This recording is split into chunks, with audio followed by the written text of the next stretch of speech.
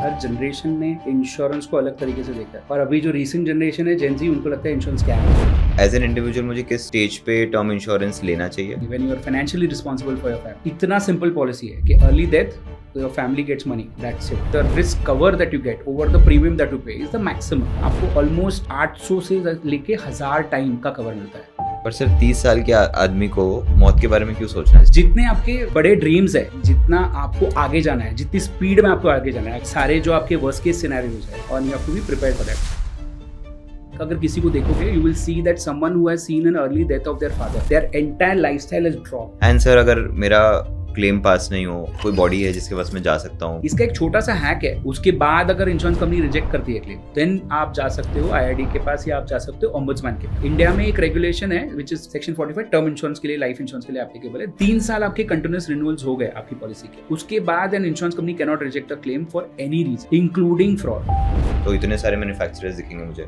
जो insurance policy अपनी cell करते होंगे, उनमें से राइट टर्म इंश्योरेंस अगर मुझे एक DIY मेथड से करना हो तो मैं कैसे सिलेक्ट करूँ? यूलिप में भी बहुत सारे 0% कमीशन वाले प्रोडक्ट्स हैं। आप अगर ढूंढ के निकालोगे तो they could be better than mutual fund. Health insurance company आपको हेल्थ इंश्योरेंस तभी देगी जब आपको जरूरत नहीं है हेल्थ इंश्योरेंस की।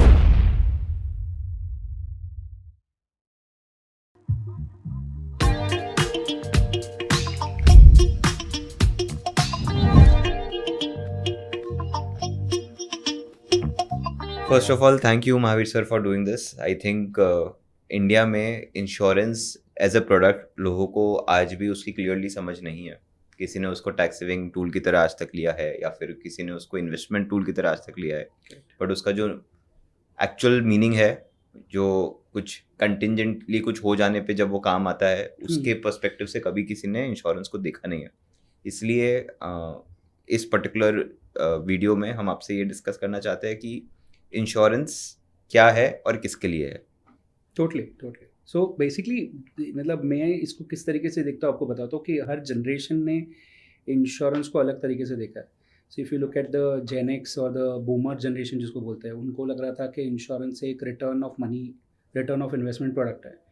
फिर उसके बाद जो मिलेनियल जनरेशन है उनको लगता है कि टैक्स सेविंग है, और अभी जो रीसेंट जनरेशन है जेन ज़ी, उनको लगता है इंश्योरेंस स्कैम है। So I have been dealing with all these 3 generations during my lifetime, during the career of whatever 20 years that I've had, and I've grappled to all the 3 of these comments that I've got, and all the 3 are actually right and wrong both. Okay. मतलब return मिलता ही है insurance में, और जब भी return मिल रहा था तभी रिटर्न मिल ही रहा था, एंड टैक्स सेविंग था तभी टैक्स सेविंग भी था ही। और अभी लोगों को लग रहा है scam. There are reasons why people feel that it is a scam. Okay, तो जब लोगों को लग रहा था रिटर्न था, तो किस तरह की पॉलिसी में कैसे लोगों को लग रहा था कि there was returns in an insurance product? I think मैंने जिस तरीके से इसको स्टडी करने का कोशिश किया है, I think a lot of people did not know और were not enough educated to understand risk management in India. Even if you see, आज भी अगर आप देखोगे तो रिस्क मैनेजमेंट सिखाते नहीं है इंडिया में। मतलब बहुत कम लोग हैं जो रिस्क मैनेजमेंट सिखाते हैं। हमको स्कूल में कोई सिखाता नहीं है रिस्क मैनेजमेंट। ना डिनर टेबल कन्वर्सेशन है इंडिया में कि हम इसकी चीज़ों की बात करना चाहते हैं कि कोई हॉस्पिटल में चले गया, कोई किसी की अर्ली डेथ हो गई। We don't want to talk about these things, right? So in my view, what happened typically are 2 things. One is that insurance had to be sold as a packaged product with returns so that people are able to actually digest and buy it, is what I feel is one theory that I have. And second is, if you look at the genesis of LIC, right? अगर आप जाओगे LIC, तो LIC was never basically started to solve for financial security in the country, right? It was largely to मतलब mobilize deposits into the country, because पहले land, gold और cash में लोग पैसे रखते थे। बैंक्स नेशनलाइज हुई नहीं थी, and basically people wanted, government basically wanted the investments to come to them so that they can basically put it in the right places and infrastructure build कर सके। तो LIC was basically built on that. Insurance was only a vehicle to be able to solve that problem। मतलब तो अगर LIC का अगर आप mission statement अभी भी पढ़ोगे, तो उसमें as much as they have mentioned about financial security, it mentions about, एक mention करता है about returns as a part of the mission statement, right? तो the oldest company which is the largest brand in India जो insurance बेच रही है, वो भी इसको रिटर्न की जैसे ही बता रही है, करेक्ट। तो वो है। फिर दूसरा तो टैक्स था। पॉइंट इज देखना चाहिए रिटर्न के पर्सपेक्टिव से या नहीं ऑफ कोर्स देखना नॉट, मतलब largely for people who can, जो ले सकते हैं insurance as a risk management product, उनके लिए तो definitely it is not important कि उनको कभी भी देखना चाहिए कि रिटर्न इसमें मिले कि नहीं मिले। इट इज़ लाइक बेसिकली आप you are buying a lock and then you are basically waiting for a day to for a robbery to happen so that you can check that lock है कि नहीं, right? मतलब ऐसे हो गया। या you are basically buying some product and then you are, आप parachute खरीद रहे हो और फिर उसको रीसेल वैल्यू चेक कर रहे हो उसका, राइट? मतलब ये वैसे हो गया। So that obviously does not make sense at all. आप प्योरली रिस्क के लिए ले रहे हो, आपको रिस्क के लिए लेना चाहिए। कुछ कुछ सेक्शंस ऑफ द पॉपुलेशन है जिनको एलिजिबिलिटी नहीं मिलती है, जैसे फॉर एग्जांपल लाइफ इंश्योरेंस की एलिजिबिलिटी नहीं है, उनके लिए कहीं कहीं पे यूज़ हो जाता है। Like for example if your declared income is very low, और इफ़ योर यू डू आपके पास आपकी जैसे फॉर एग्जांपल टर्म इंश्योरेंस में, ये बहुत बार मैंने पहले भी बहुत सारे जगह पे बताया कि आपको बहुत लोगों को टर्म इंश्योरेंस मिलता नहीं है। Like once I was basically traveling from a TV show which I was a part of, and the driver basically was carrying me back home. He told me that I have enough income, but I am not getting term insurance, right? Because of his qualification, because of his job. तो सबको term insurance मिलता नहीं है, तो उसकी वजह से फिर क्या होता है कि आप फाइनेंशियल सिक्योरिटी तो चाहिए, तो वहाँ पे वो कहीं कहीं पे रिटर्न्स वाले प्रोडक्ट्स फिट किए जाते हैं। बट इफ़ इट इज़ आपको सही रीजंस के लिए दिए जा रहे हैं कि आपकी एलिजिबिलिटी नहीं है, तो फिर it make sense, but otherwise you should avoid it. Okay. And sir, since आपने ड्राइवर के एग्जांपल लिया, हाँ, speaking of which, as an individual मुझे किस स्टेज पे टर्म इंश्योरेंस लेना चाहिए? Since will talk about term insurance first because we started this, right. तो किस स्टेज पे मुझे टर्म इंश्योरेंस या स्लैश लाइफ इंश्योरेंस लेना चाहिए, और क्यों ज़्यादातर लोग बहुत लेट जागते हैं कि अब मेरा टाइम आ गया, मुझे एक इंश्योरेंस पॉलिसी होनी चाहिए, बस क्यों जल्दी नहीं लेते? या फिर कब लेना चाहिए वो? तो insurance actually is a product you should bye जहाँ जब आपकी रिस्पॉन्सिबिलिटीज बननी शुरू होती है, राइट? मतलब when you are getting responsible about your family, when you are financially responsible for your family, right? जब आप घर के बिल्स पे करना शुरू करते हो, जब आप रेंट पे करना शुरू करते हो, जब आपकी फैमिली की लाइफस्टाइल आप पे डिपेंड करना शुरू करती है, is when you should basically look at life insurance. If you do not have dependents, या आपके पास जनरेशनल वेल्थ है, right, then you don't need term insurance, right? मतलब there is a concept which is sold in the market which is called human life value, right? जिसमें बोला जाता है कि आपकी जो भी इनकम है till retirement, that you multiply that with the number of years that you are going to live, and then उसका एक कैलकुलेशन होता है जिससे बेसिकली लाइफ इंश्योरेंस कैलकुलेट होता है, which is not the right way to do it.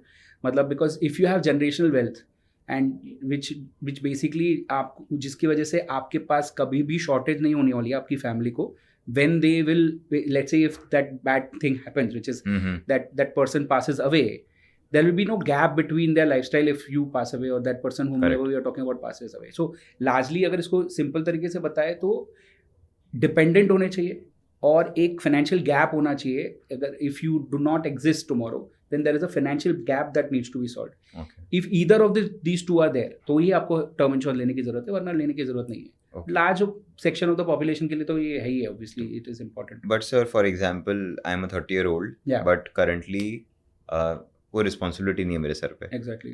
तो आप कह रहे हो कि मुझे इंश्योरेंस पॉलिसी नहीं लेनी चाहिए, क्योंकि अगर मैं 10 साल बाद टर्म इंश्योरेंस नहीं लेना चाहिए, तो लेकिन अगर मैं 10 साल बाद जगता हूँ तो क्या मेरे प्रीमियम्स बढ़ जाते हैं? हाउ? तो sorry I am cutting you.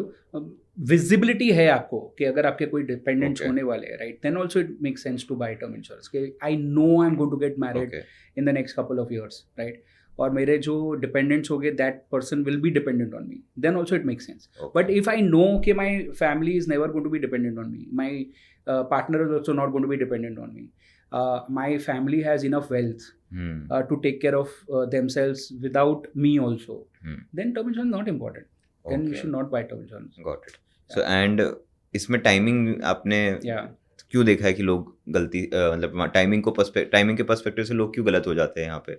I think लोगों को पता नहीं होता है, एक तो ये बहुत बड़ी चीज़ है कि people don't know about term insurance to a large extent. बहुत लेट पता चलता है लोगों को, अवेयरनेस क्रिएट होते होते आप की एक एज हो जाती है, उसके बाद ही आपका अवेयरनेस क्रिएट होता है। आप कंटेंट क्या देख रहे हो उसके ऊपर डिपेंड करेगा, राइट? मतलब आप कंटेंट अगर वैसा वाला कंटेंट देख ही नहीं रहे हो, आप एंटरटेनमेंट वाला कंटेंट ही देख रहे हो, तो आपको कभी भी पता नहीं चलेगा कि आपको ये चाहिए। How will the awareness come? The awareness comes from multiple sources. One of the awareness sources today is largely content, right? आप gradually I have seen people moving from purely watching let's say content which is आपका content है जो entertainment content से gradually how to content में move होता है, जब तब उनको पता चलता है कि अच्छा टर्म इंश्योरेंस भी लेना चाहिए, right. The only the point, बहुत ज़्यादा इंपॉर्टेंट चीज़ ये है कि टर्म इंश्योरेंस में आप अगर आप अर्ली लेते हो टर्म इंश्योरेंस तो यू ब्लॉक और you freeze on to very very good premiums very early age में. अगर आप प्रीमियम्स देखोगे तो बहुत कम होता है. तो मैंने जब मेरा टर्म इंश्योरेंस खरीदा था, I was 24 years old, right. So I paid 4,000 rupees premium for a 50 lakh cover at that time. 4,500 rupees for a 50 lakh cover, right. I am talking about obviously 20 years ago. But point that I am trying to make कि आप जितना जल्दी bye करते हो term insurance, obviously you will lock into premiums which are very cheap and that is your advantage. Every year आप जितना delay करते हो टर्म इंश्योरेंस 3 से लेके 5% से प्रीमियम बढ़ता है, Okay. right, every birthday. I think I'll come to exact premium calculations soon in this episode only. But since we're talking about term insurance, आप और भी और अच्छे जो भी experts हैं जो genuine advice देते हैं इंश्योरेंस को लेके, वो टर्म इंश्योरेंस को सबसे purest form of life cover बोलते हैं, राइट. वो ना एंडाउमेंट को बोलते हैं, ना यूलिप को बोलते हैं, ना म्यूचुअल फंड इन्वेस्टिंग को बोलते हैं, वो केवल टर्म इंश्योरेंस को ही बोलते हैं.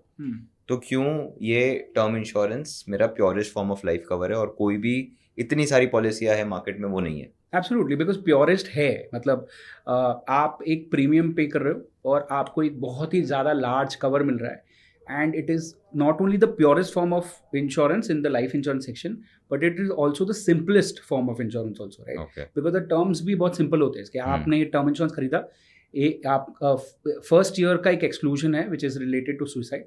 After that there is no exclusion in term insurance. Okay. Right? Suicide is also included after suicide first is year. also included after the first year, right? Okay. So point that I'm trying to make is that इतना simple policy है कि early death your family gets money, that's it, right?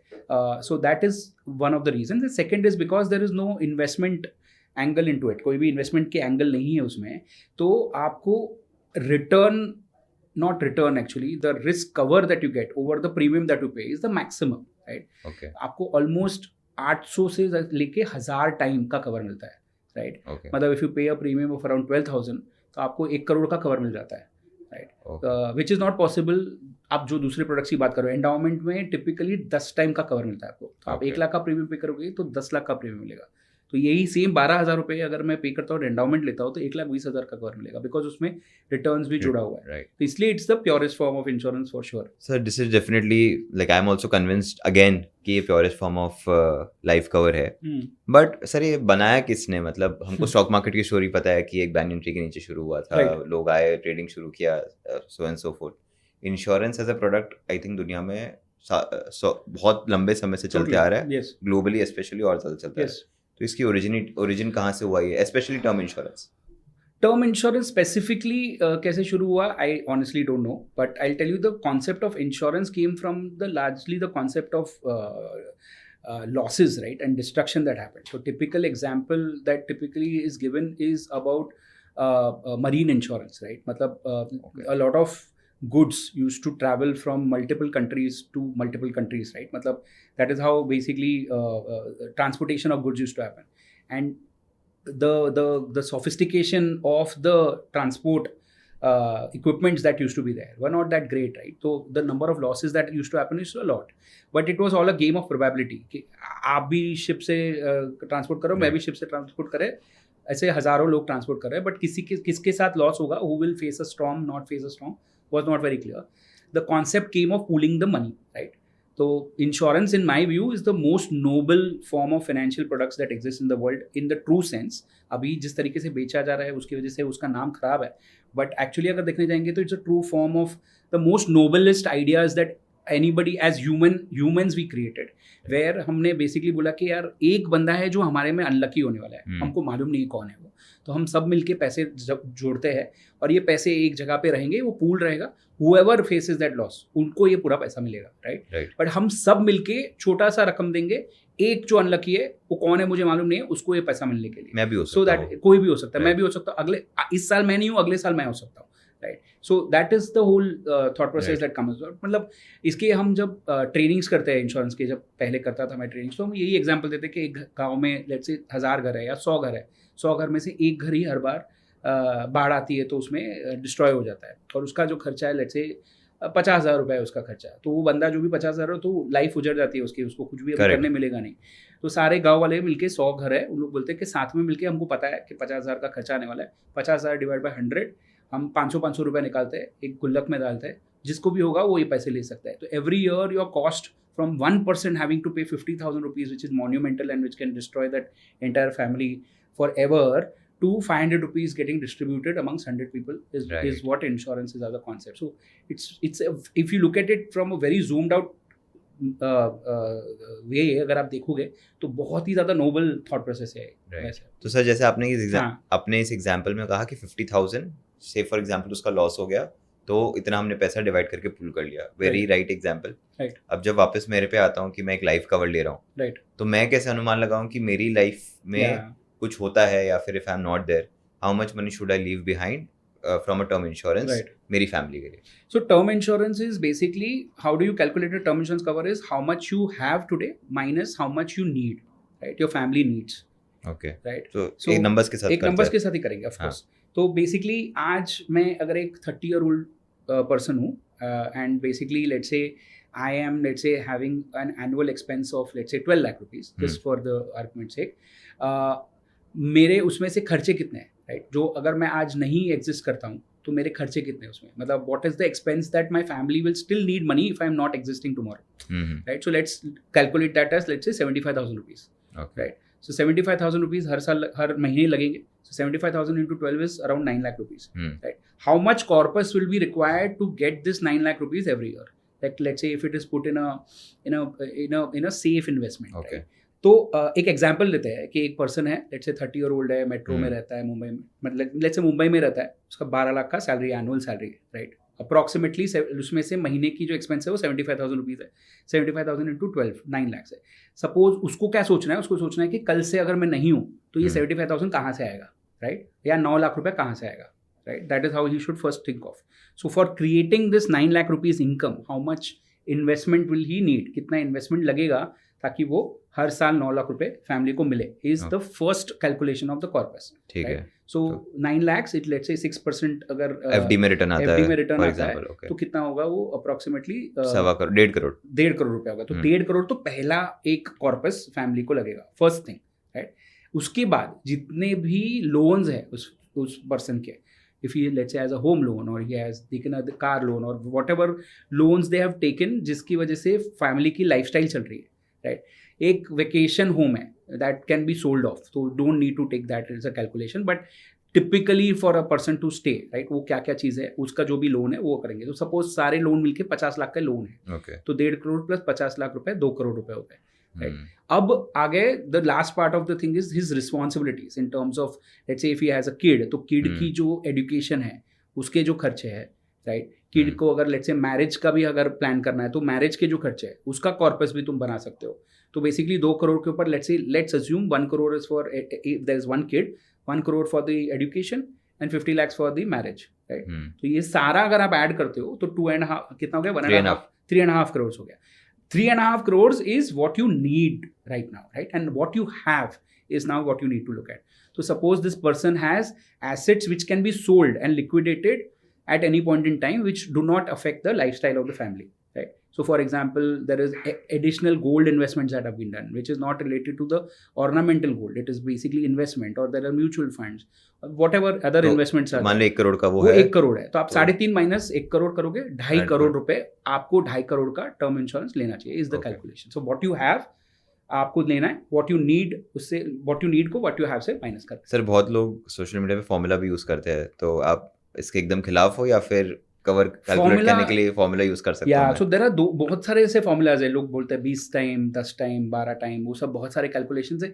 ये अगर आप देखोगे तो ये हमने जो भी कैलकुलेशन करेंगे उसके हिसाब से रॉन्ग आएगा, करेक्ट? मतलब if you do a calculation right now, हमने बोला 12 लाख का इनकम है, 12 लाख का 10 टाइम कर लो 20 टाइम कर लो तो 2.4 करोड़ आ रहा है। कहीं कहीं पे फिट हो जाएगा बिकॉज वो थंब रूल है, तो मतलब बाई चांस फिट हो जाएगा, but it's not the right scientific way to do it. What you need to do is आपको ये बोलना है कि अगर मैं कल नहीं हूँ तो फैमिली को कितना पैसा चाहिए, करेक्ट, और मेरे पास कितना है उससे माइनस करो, और वो आपका कैलकुलेशन है, सिंपल रखो। पर सर 30 साल के आदमी को मौत के बारे में क्यों सोचना चाहिए? मतलब I am healthy today, I am 30 year old, कोई भी प्रॉब्लम नहीं है मुझे, राइट? इंश्योरेंस तो मैं बाई कर रहा हूँ मेरी मौत के बारे में सोच के, तो मुझे क्यों बाई करना चाहिए?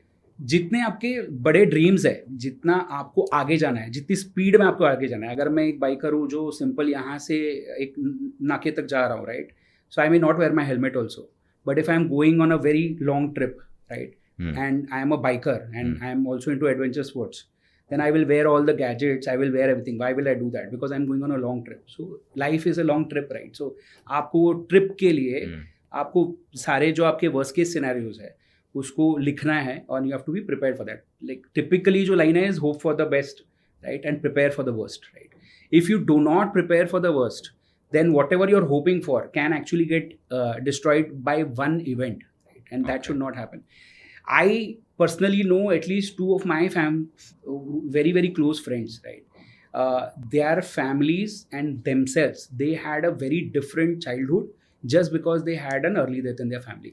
Their parents, their father passed away. उनके पास इंश्योरेंस नहीं था. उनके पास इंश्योरेंस नहीं था. Okay. Right. ये बहुत कॉमन है. आपके भी अगर किसी को देखोगे, you will see that someone who has seen an early death of their father, their entire lifestyle has dropped, right? I know of someone who used to live in Santa Cruz, had to move to a chawl in Malad, right? Okay. Right. That kind of things happen, right? Because suddenly there is no source of income and there is no corpus left.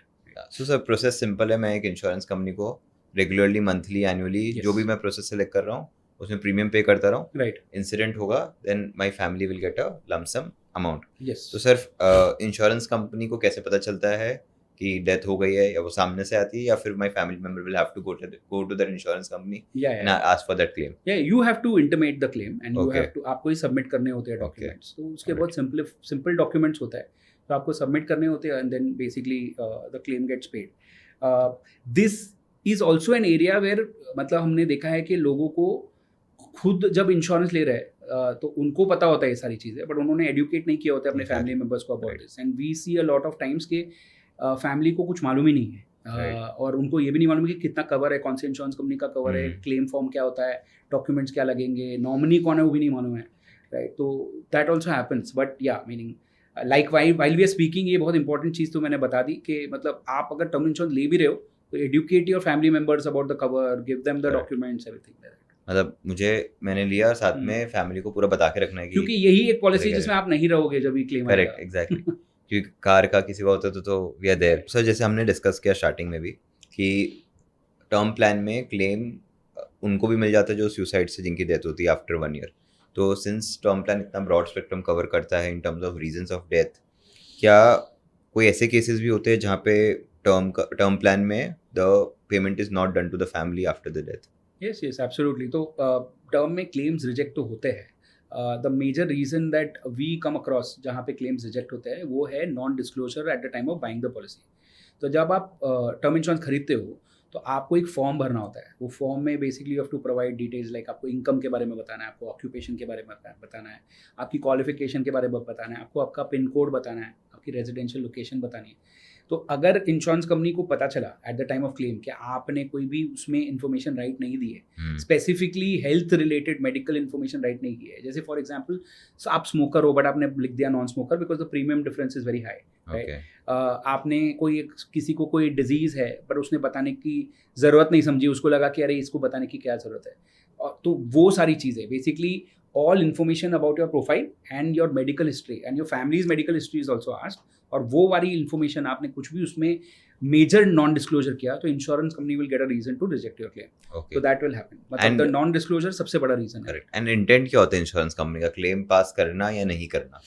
Depend करता है actually. Insurance company तो see for an insurance company you have to understand के claim paying any insurance company to pay a claim it is a loss, right. मतलब reality इज कि PNL में उनके loss में, इसलिए मैं पूछ रहा हूँ आपसे कि जैसे म्यूचुअल फंड में मैं विड्रॉ कर रहा हूँ तो उनके लिए लॉस नहीं है, वो तो बेसिकली उनका लिक्विडिटी कम हो गई if I am right. But for a insurance company तो ये प्योरली एक लॉस है. तो they will have to do the due diligence and उनको अगर लगेगा कि क्लेम पेएबल नहीं है तो उनको वो नहीं पे करेंगे. इसमें एक इंपॉर्टेंट रीज़न है जो सबको समझने की ज़रूरत है कि इंश्योरेंस कंपनी का काम जितना क्लेम पे करना है उतना नहीं पे करना भी है, because it is finally holding a contract in its hand. वो जो कॉन्ट्रैक्ट में जिस तरीके से पेएबल है वैसे पे करना है, नहीं पेएबल है तो नहीं पे करना है, राइट. हमने जो एग्जांपल दिया था वो 100 घर का, राइट, और उसमें हम बोल रहे थे कि घर बर्बाद हो गया. एक लेट्स से वो 1000 घर हो गए और उसमें किसी ने अपना बताया नहीं कि मैंने घर बराबर से बनाया नहीं है, राइट, अब उसको पैसे मिल गए और एक्चुअली जिसको मिलने थे उसको नहीं मिले, right, so that is also not fair, right. Insurance company also play a role of a custodian of your money, right, as finally. तो उनका एक बहुत बड़ा जवाबदारी है कि वो राइट क्लेम पे करे. So that's why rejections will also happen. तो वो उनका पार्ट ऑफ देयर play है and they have to do that job from a point of view of the spirit of the contract. But yes, like you rightly said, an insurance company definitely today's generation, today's time I'm seeing that insurance companies, if they find a reason to reject a claim, they will reject a claim. अभी आपने sir एक point कहा कि in case कोई smoker था उसने non smoker mark कर दिया एंड बाद में जब डेथ के बाद पता चला तो क्लेम रिजेक्ट हो जाता है. Right. But I have scene lately that ये बहुत सारी टेस्ट होती है ड्यूरिंग इंश्योरेंस पॉलिसी जहाँ पे ये टेस्ट हो जाता है कि वो स्मोकर है नहीं है, उसकी हेल्थ कंडीशंस क्या है, is the respiratory system working well और not, proper medical test is done, blood test भी होता है. तो फिर हमारी क्या मिस्टेक हुई, मतलब जब वो अपना ड्यू डिलिजेंस पहले ही कर रही है तो बाद में ये रीजन या कोई और रीजन देके क्लेम क्यों नहीं पास करना चाहिए फिर उसको? इंश्योरेंस कंपनी जो ड्यू डिलिजेंस करती है उसकी एक लिमिटेशन है, right. They are not doing इतना ड्यू डिलिजेंस नहीं होता कि आपके हेड टू टो सारी बॉडी के सारे पार्ट्स का टेस्ट हो रहा है, right. They are basically trying to find out, signalling है एक टाइप का कि टू फाइंड आउट कि आपका पूरी मेडिकल हिस्ट्री क्या है, आपका ओवरऑल लाइफस्टाइल क्या है, आपकी हेल्थ कैसी है. But they don't come to know about everything because सारी टेस्ट होती नहीं है. मतलब आपको पूरी बॉडी की MRI करनी पड़ेगी तो पता चलेगा कि कुछ प्रॉब्लम है कि नहीं. That is not the level of test an insurance company could do. उसका रीजन ये भी है कि प्रीमियम से ज़्यादा मेडिकल टेस्ट के कॉस्ट हो जाएगी, राइट. करेक्ट. तो वो पॉसिबल नहीं है. तो they need to keep the cost of the medical test also smartly in a particular level and that's why limited है. ऑल सेड एंड डन, मतलब there are cases where let's say मेरे को एक आई have a symptom, मेरा एक symptom था और मैंने डायग्नोज नहीं कराया, मैं डॉक्टर के पास गया ही नहीं हूँ, अनएड्रेस्ड सिम्टम है, I have a back pain but it is a severe back pain, right.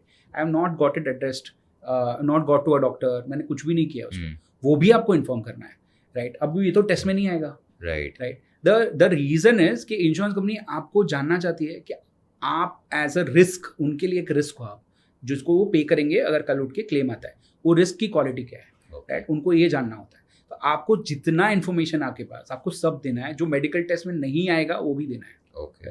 Because मैंने बहुत बार नोटिस किया है कि कुछ स्मोकर्स फ्रेंड क्या करते हैं कि हम 7 दिन नहीं करेंगे उसके बाद टर्म पॉलिसी बाय करने जाएंगे क्योंकि ब्लड में नहीं आता है. तो basically they are trying to reduce the premium, but इस तरीके से करते हैं. तो लेटली जब वो पता चलता है तो exactly. Okay, answering your question, declaration जब आप कर रहे हो प्रपोजल फॉर्म में, वो उतना ही वैल्यू रखता है जितना आपका मेडिकल टेस्ट वैल्यू रखता है. right. आपका मेडिकल टेस्ट में नहीं आया और वो डिजीज था आपको और आपने डिक्लेरेशन भी नहीं किया उसका, तो you will be held responsible and your claim will get rejected. तो आपकी रिस्पॉन्सिबिलिटी है कि आपको जो पता है बताओ. इसमें तो और भी ज़्यादा रिस्पॉन्सिबिलिटी है, फैमिली के लिए आपकी रिस्पॉन्सिबिलिटी का बताओ, क्योंकि आप तो होने वाले नहीं हो तभी. तो your family should not go through all that stress of knowing that I will get 1 crore but I am not getting that 1 crore. So that's why it becomes more important कि आप बहुत ही डिलीजेंटली फॉर्म भरो. मतलब अभी मैंने recently मेरे friend के लिए फॉर्म भरा था, we took 1.5 hours to fill the form to insure that everything in detail has been entered. Nice. Sir in a particular case जहाँ पे से फॉर एग्जांपल मैं इंश्योरेंस पॉलिसी लेता हूँ, there was a disease which I had but I myself was not aware. For example, cancer ऐसी चीज़ होती है जो ग्रो होती है but you are not aware. Test में भी नहीं आया but at the time of death ये पता चलता है कि इनको ये चीज़ 10 साल से थी और मैंने इंश्योरेंस 5 साल पहले ही खरीदी है. तो can the insurance authority have the right to not pass the claim? No, the insurance company is putting the responsibility on you कि आपको जो पता है वो आपको बताना है. Okay. और उसमें to the best of your knowledge आपको जो पता है वो बताना है आपको. आपको जो नहीं पता है वो तो आप कैसे बताओगे, मतलब उसकी रिस्पॉन्सिबिलिटी आप पे नहीं ले सकते. तो फिर तो ऐसा वो करना पड़ेगा किसी को कि उसको ही जाके सारी टेस्ट करवानी पड़ेगी और फिर उसकी रिपोर्ट्स देनी पड़ेगी. That is not something that is required. आपको जो पता है क्लियरली आपको पता है. जब इंश्योरेंस कंपनी को आपका क्लेम रिजेक्ट करना होगा तब उनको प्रूव करना पड़ेगा कि आपको पता था. So they do investigation. Insurance company क्या करती है, क्या इन्वेस्टिगेशन करती है. इन्वेस्टिगेशन में दे आर जॉब, अगर उनको पता है कि आपको पता था, उनका जॉब ये होगा कि उनको प्रूव करना होगा कि आपको पता था, तो ही वो क्लेम रिजेक्ट होगा, वरना रिजेक्ट नहीं कर सकते. एंड सर जैसे हमने जो केस स्टडी डिस्कस की उसमें भी रियलाइज की जो 30-year-old पर्सन है, हमने सारे एसेट्स क्या इनकम चाहिए रहेगी फैमिली को सब कुछ कैलकुलेट करके we arrived at a number कि 2.5 crore जितना क्लेम का पॉलिसी लेना चाहिए. फॉर एग्जाम्पल अब वो 30 से 35 साल का हो गया है, nothing has happened and responsibilities बढ़ गई है, फैमिली का लाइफस्टाइल चेंज हो गया है, सो एंड सो फोर्थ. तो क्या ये नंबर उसको अपडेट करना चाहिए या फिर ही शुड स्टिक बाय कि जो लिया था उतना इनफ हो जाएगा? नहीं, आपको अपग्रेड करते रहना चाहिए। इनफैक्ट आपको हर 2-3 साल में आपको जब भी आप रिन्यूअल के टाइम पे प्रीमियम्स पे कर रहे हो तो आपको डेफिनेटली रिव्यू करना चाहिए कि आपकी कवर इनफ है कि नहीं, पहली चीज़। दूसरी चीज़ जो है कि आपकी लाइफ में कोई भी टाइप का लाइफ इवेंट हुआ है, जैसे मैरिज हो गई या आपने कोई बहुत बड़ा घर खरीदा या आपका प्रमोशन हो गया तो आपने लाइफस्टाइल चेंज कर दी या किड्स हो गए, वो सब टाइम पे ड्यूरिंग द रिन्यूअल आपको रिव्यू करना चाहिए कि आपका कवर कितना है, वो कवर इनफ है कि नहीं है, बिकॉज उसके बेसिस पे ही आपकी रिस्पॉन्सिबिलिटीज बढ़ने वाली है। तो ये पहली चीज़ है। दूसरी चीज़ है कि अपग्रेड नहीं होता है टर्म इंश्योरेंस, आपको अलग से नया टर्म इंश्योरेंस ही लेना पड़ता है। इसका एक छोटा सा हैक है कि जब आप टर्म इंश्योरेंस ले रहे हो and you are young, let's say someone is 25-30, उनका कवर आ रहा है, लेट्स से कैलकुलेशन के हिसाब से कवर आ रहा है 2.5 करोड़, बट लेट्स से उसको पता करना चाहिए कि उनकी एलिजिबिलिटी क्या है। अगर लेट्स से उनकी इनकम के हिसाब से एलिजिबिलिटी 5 करोड़ की आ रही है फॉर एग्जांपल, तो उनको ले लेना चाहिए 5 करोड़। क्योंकि अगर मैं यंग एज में मुझे पता है कि मेरी जब फैमिली बनेगी तो मेरे को मालूम है कि मेरी लाइफस्टाइल इंक्रीज होने वाली है, तो you lock in 5 crore as the cover and premiums for 5 crore today only, तो आप उतना प्रीमियम में भी एडवांटेज होगा आपको, राइट। और दूसरा चीज़ भी है कि अपग्रेड जरूरी मिलता है। अपग्रेड अगर आपको कोई स्पेसिफिक हेल्थ इश्यूज आ गए तो insurance company can reject your upgrade also. Upgrade मतलब when you are trying to buy one more term insurance, not necessarily you will get that term insurance. तो इससे अच्छा तो है कि जो आपकी मैक्सिमम एलिजिबिलिटी है वो ले लो आप एक बार के लिए। आपको मालूम है कि अभी के लिए मिनिमम आपको 2.5 लेना चाहिए था, 2.5 करोड़ लेना चाहिए था, बट आपको 5 मिल रहा है, आप ले लो 5 crore, thinking from a point of view के आगे जाके लगेगा। दूसरी चीज़ है कि एलिजिबिलिटी नहीं है बट आपको प्लानिंग करनी है, वो भी पॉसिबल है टर्म इंश्योरेंस में। एक कॉन्सेप्ट है called increasing term insurance, right, increasing cover of term insurance. Day one से मैं कर सकता हूं, डे वन से कर सकते हो। Every year your every year your cover will increase by 10%, right. Maximum cover आपका जो इंक्रीज होता है 10 टाइम्स इंक्रीज होता है मोस्ट ऑफ द पॉलिसीज में। तो आपकी कवर जो है आप डबल तो कर ही सकते हो। आज आपने 2 करोड़ का कवर लिया है तो आप 4 करोड़ तक तो कर सकते हो उसको। बट इसमें मतलब एक थोड़ा ज़्यादा डिटेल में जा रहा हूँ मैं कि इंक्रीजिंग कवर बहुत एक्सपेंसिव होता है, तो पहले तो ट्राई यही करना चाहिए कि आपका कवर ही 4 करोड़ का, राइट। और अगर नहीं मिल रहा है then you should look at increasing cover. Expensive in the sense कि प्रीमियम मेरा, हाँ, मतलब जो कॉस्ट बेनिफिट आप एक स्प्रेडशीट पे डालोगे तो इंक्रीजिंग कवर का जो कॉस्ट है is almost close to the cost that you will pay for 4 crore only. इससे अच्छा बेटर है कि आप आज ही 4 करोड़ ले लो ना, मतलब। यस, मतलब मेक सेंस। सर क्या इसमें जैसे हेल्थ इंश्योरेंस में पर्टिकुलरली मैंने देखा कि बहुत कस्टमाइजेशंस अवेलेबल होते हैं, तो क्या टर्म प्लान में भी मैं चीज़ें कस्टमाइज कर सकता हूँ? जैसे एक कस्टमाइजेशन आपने अभी बताया कि मैं इंक्रीजिंग क्लेम वाला पॉलिसी ले सकता हूँ, तो उसके अलावा और कोई कस्टमाइजेशन हो सकते हैं जो हमको पता होने चाहिए? या बहुत सारे कस्टमाइजेशन है, जैसे इंक्रीजिंग कवर के साथ साथ डिक्रीजिंग कवर का भी कस्टमाइजेशन मिलता है। तो लॉट ऑफ पीपल बेसिकली आपको पता है कि आपकी रिस्पॉन्सिबिलिटीज कम होते जाने वाली है और आपका जो गैप है जो हम बात कर रहे थे from what we have and what we need, वो कम होते जाएगा क्योंकि मेरी नेटवर्क बढ़ते जा रही है। Correct. I can keep decreasing the cover as I grow older, right. तो प्रीमियम का फायदा मिलता है, प्रीमियम का फायदा मिलेगा उसमें।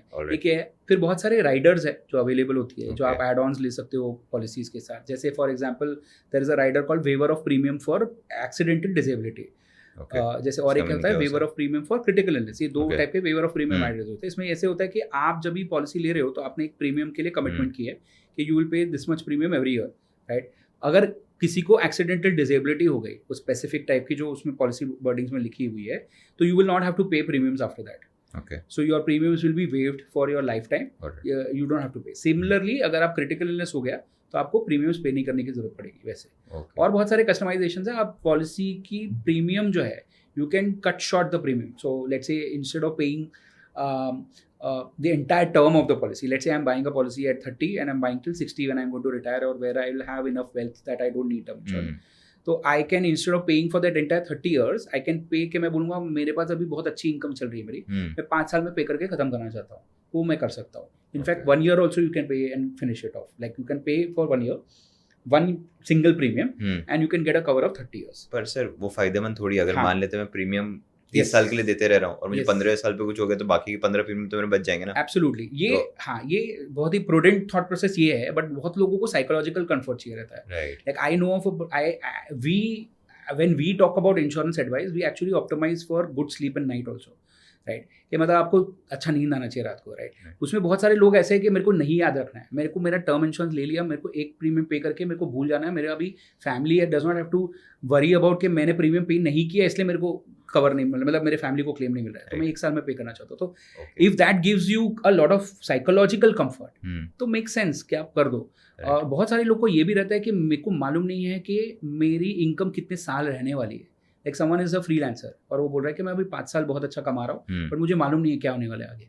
तो मैं अभी, मेरी इनकम अच्छी है तो I want to get rid of this. India में बहुत कॉन्सेप्ट है, राइट, मतलब we want to pay off our EMIs very fast, we don't want any liability on our head. Even if EMI is at a very low interest rate, you will hear so many people who will say कि I just want to get done with this. In fact home loans भी India में लोग 15-20% existing duration से पहले पे कर देते हैं. Exactly, so same concept. And sir, अगर मेरा क्लेम पास नहीं हो पर सब कुछ करेक्ट हो, फिर भी जो मैन्युफैक्चरर है जिसने इंश्योरेंस मुझे बेचा है वो नहीं दे रहा हो, तो कोई बॉडी है जिसके पास मैं जा सकता हूँ to get this sorted and get my claim? इसका प्रॉपर ग्रीवेंस मैकेनिज्म है. पहले आपको इंश्योरेंस कंपनी के पास ही जाना है, इंश्योरेंस कंपनी को ही अपील करनी है कि you are wrong and this is my reason why the claim should be paid.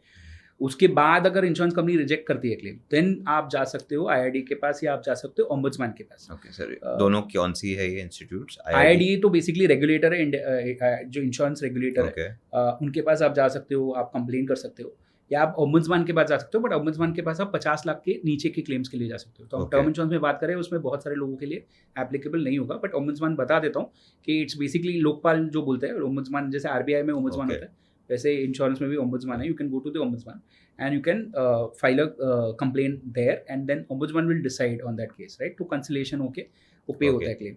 Third तो फिर कंज्यूमर कोर्ट ही है, आपको कंज्यूमर कोर्ट के पास जाना पड़ेगा to settle your claim. Basically if it is above 50 lakhs then courts are the only places where you can now go to in terms of grievance. तो ये तीनों चीज़ें आपको करनी पड़ेगी. इसमें एक बहुत इंपॉर्टेंट चीज़ है जो मैं टिपिकली बताता हूँ कि आपके पास अगर राइट एक्सपर्ट है आपके साथ, राइट, जो इंश्योरेंस इंडस्ट्री के सारे रूल्स जानता है, जो इंश्योरेंस जब प्रपोजल फॉर्म भरा था तो दैट पर्सन नोज कि the proposal form was field rightly, and that person understands the product, understands the insurance companies language properly. ये सब चीज़ें अगर किसी को पता है तो वो प्रेजेंट करके भी बहुत बार क्लेम्स पास हो जाते हैं कि आपने राइट तरीके से प्रेजेंट कर दिया कि ये रीजंस है ऐसे करने के लिए, ये भी हो जाता है. एक और इम्पॉर्टेंट चीज़ है, लास्ट में बता देता हूँ, कि इंडिया में एक रेगुलेशन है which is called not a regulation but it is part of the insurance act. इसको बोला जाता है सेक्शन 45. सेक्शन 45 टर्म इंश्योरेंस के लिए, लाइफ इंश्योरेंस के लिए एप्लीकेबल है, कोई भी डेथ क्लेम के लिए एप्लीकेबल है. 3 साल आपके कंटिन्यूस रिन्यूअल्स हो गए आपकी पॉलिसी के, उसके बाद an insurance company can not reject a claim for any reason including fraud. It the term say the word says claims cannot be rejected for whatsoever reason. That is the not exactly the term, but it clearly is explicitly mentioning that. So आपने अगर 3 साल का premium पे कर दिया, right, आपके बाद उसके बाद आपका क्लेम इसके लिए भी रिजेक्ट नहीं हो सकता कि आपने कोई मिस कर दिया कुछ बताने के लिए, राइट. ये बहुत लोगों को पता नहीं है और अपने नॉमिनीज को बताया नहीं है, right. But insurance companies know this, you don't know it. तो if the family is educated about it, they know that this is a clear right. इसको मोरेटोरियम बोला जाता है. तो 3 साल का मोरेटोरियम है.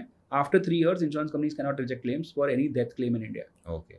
तो सर, आई थिंक हमने टर्म के बारे में सब कुछ डिस्कस कर लिया, बट एक कॉमन चीज़ है कि बहुत सारे स्कैम्स देखे गए हैं जो आम जनता के साथ होते हैं regarding claims, regarding ways how people use these policies to lure people कि चलो कोई तरीके से स्कैम कर ले. तो कोई ऐसे स्कैम जो आपको पता हो और कैसे बच सकते हैं, both from a consumer lens? Right. So बहुत इंपॉर्टेंट है ये समझना कि actually like we said, right, कि जेनजी आजकल बोलता है कि इंश्योरेंस स्कैम है. एक्चुअली इंश्योरेंस स्कैम नहीं है. इंश्योरेंस कैसे बेचे जाता है वो स्कैम है, right. So first thing that happens, life insurance की हम बात करें तो लाइफ इंश्योरेंस में ऐसे होता है कि आपको कॉल आता है, कॉल सेंटर से कॉल आता है, कोई तो रैंडम नंबर से कॉल आता है और आपको बोला जाता है कि आपके पास एक 5 साल पहले एक आपने पॉलिसी ली थी, उसके 1,80,000 रुपये पड़े हैं हमारे पास, वो लेकिन डीएक्टिवेटेड स्टेज पे है. आप हमारे मैनेजर आपको फ़ोन करेंगे separately, this is his number, he will call you, और वो आपको एक्टिवेट करके देंगे. फिर that manager will call you, will fleece you basically with a lot of things about कि अरे आपका इतना पैसा बचा है, आपको अनलॉक करने के लिए एक प्रोसेस फॉलो करना पड़ेगा, ये फॉर्म्स भरने पड़ेंगे और आपको एक प्रीमियम पेमेंट करना पड़ेगा. That is basically the trap, right? That 1,80,000 is, there is no such policy that exists. This call has come to me also.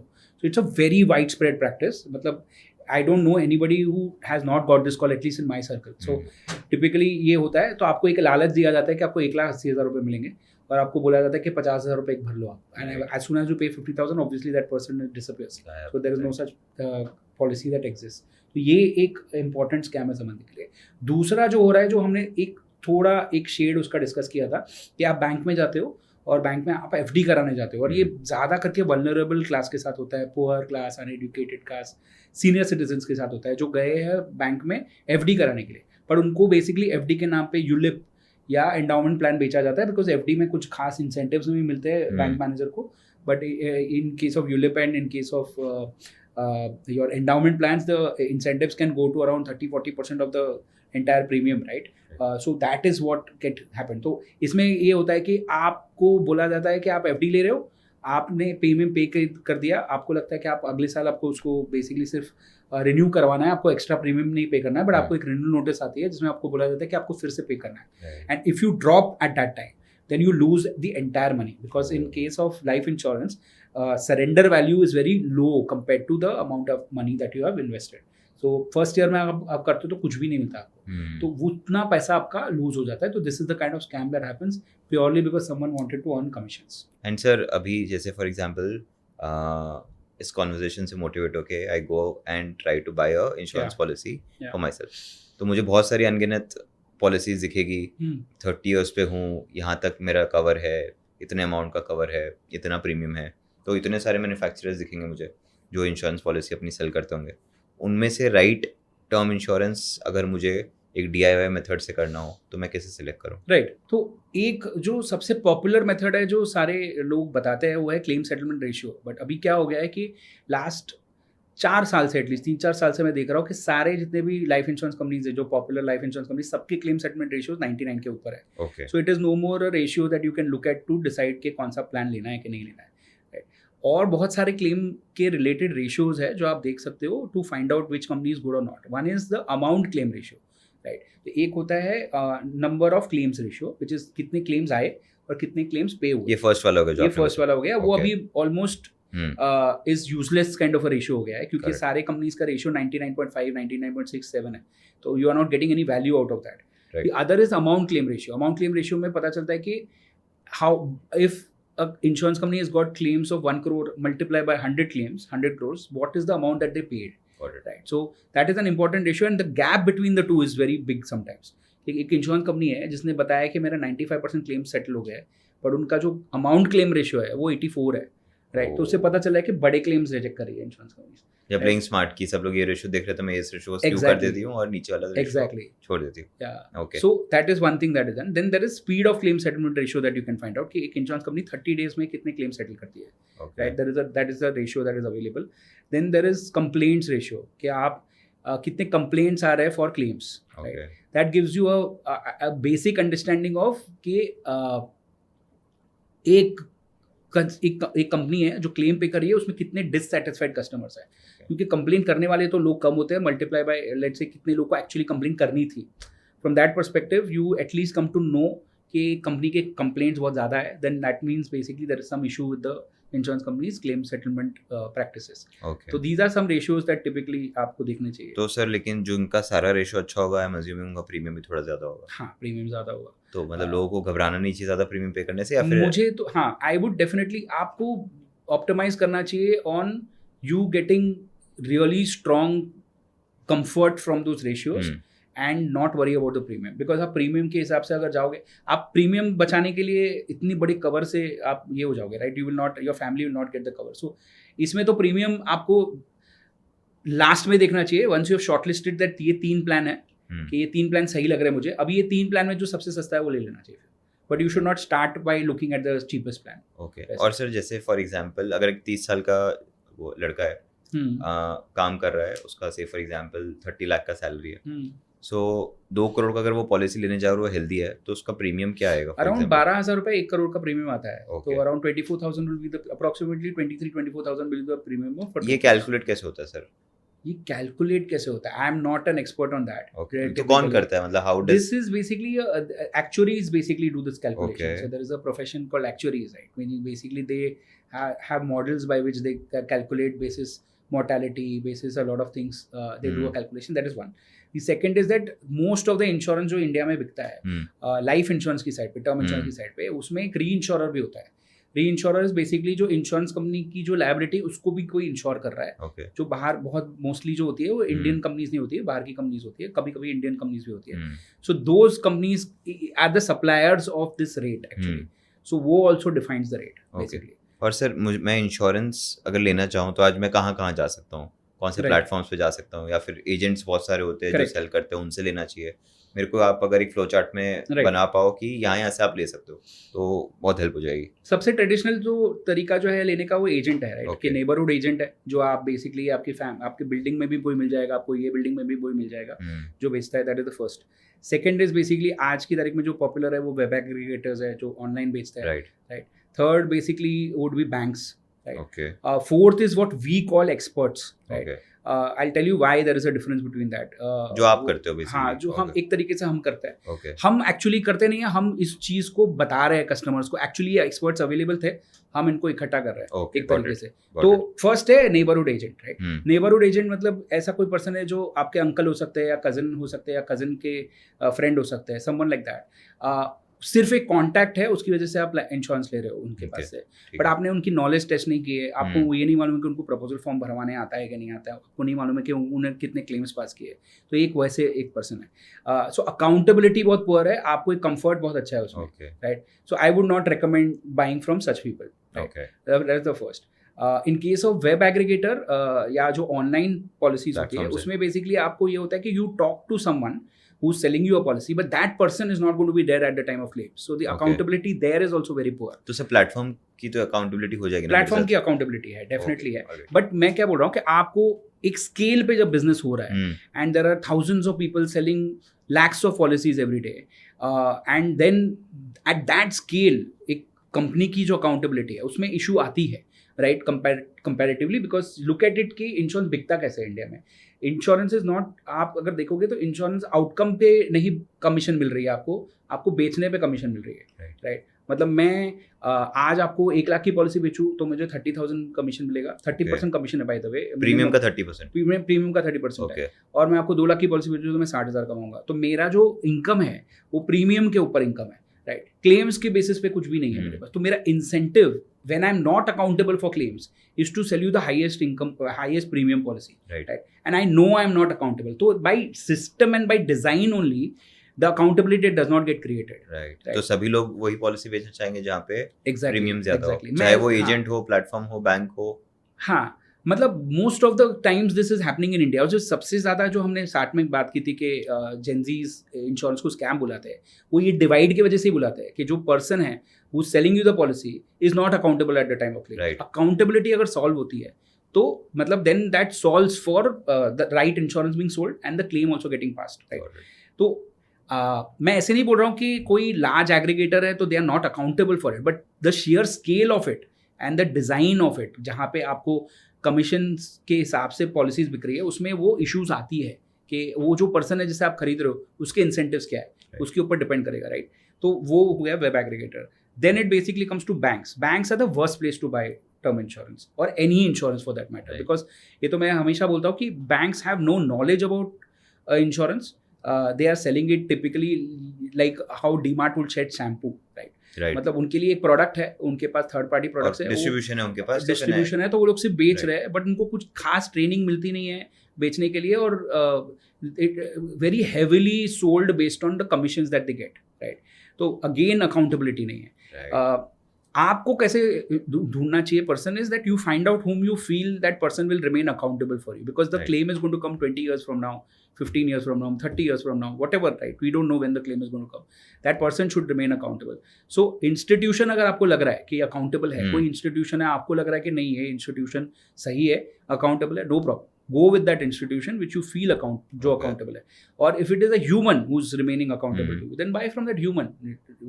हमारा thesis ये है कि जो actually person वो आपको बैठ के advise कर रहा है, अगर वही accountable है at the time of claims, then you have the best possible chances of you having a very smooth claim settlement, because that person is handling your case. ये मतलब मैं standard example देता हूँ कि आप CA फाइल, अगर आप tax file करते हो तो एक ऐसे CA के पास tax फाइल करते हो जिनको रिटर्न्स फाइल करने को तो आता भी है, बट उनको जब भी इंक्वायरी आती है तो वो भी उनको सॉल्व करने आता है, राइट। और वो 10 साल के बाद इंक्वायरी आ रही है तो वो भी उनको सही तरीके से आती है। तो वो जो पर्सन जिस तरीके से क्लेम फाइल करता है, अरे सॉरी, रिटर्न फाइल करता है, is very different from someone who just starting out today, right.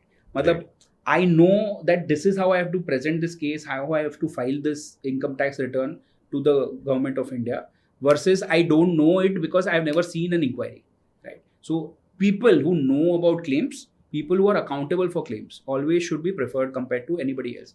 That solves for 90% of the problems in insurance. Sir, just a very random thought. अगर वो एक्सपर्ट कोई कुछ हो जाए तो? Exactly, ये पॉसिबिलिटी है। तो ये हम मतलब एक मिनिमाइज ही कर सकते हैं इस प्रॉब्लम को। मतलब you cannot get it to, इसको जीरो तो नहीं कर सकते हम लोग, तो हम मिनिमाइज करने की कोशिश कर रहे हैं। It's not a perfect solution. तो मिनिमाइज आप कैसे करोगे, उसका आंसर ये है कि आप एक ऐसे एक्सपर्ट से खरीदो जो प्रॉब्ली आपकी एज का है या आपकी एज के आसपास का है, who will basically parallelly be there. And lot of people genuinely today, these experts whom we actually talk to a lot on a day-to-day basis, they are creating a legacy, they are creating second generation, or they are solving it through partners and all that, to ensure that ये problem आए नहीं, because they even today, let's say, go for a vacation, they go for some other things where they are not available, so they want to create that backup.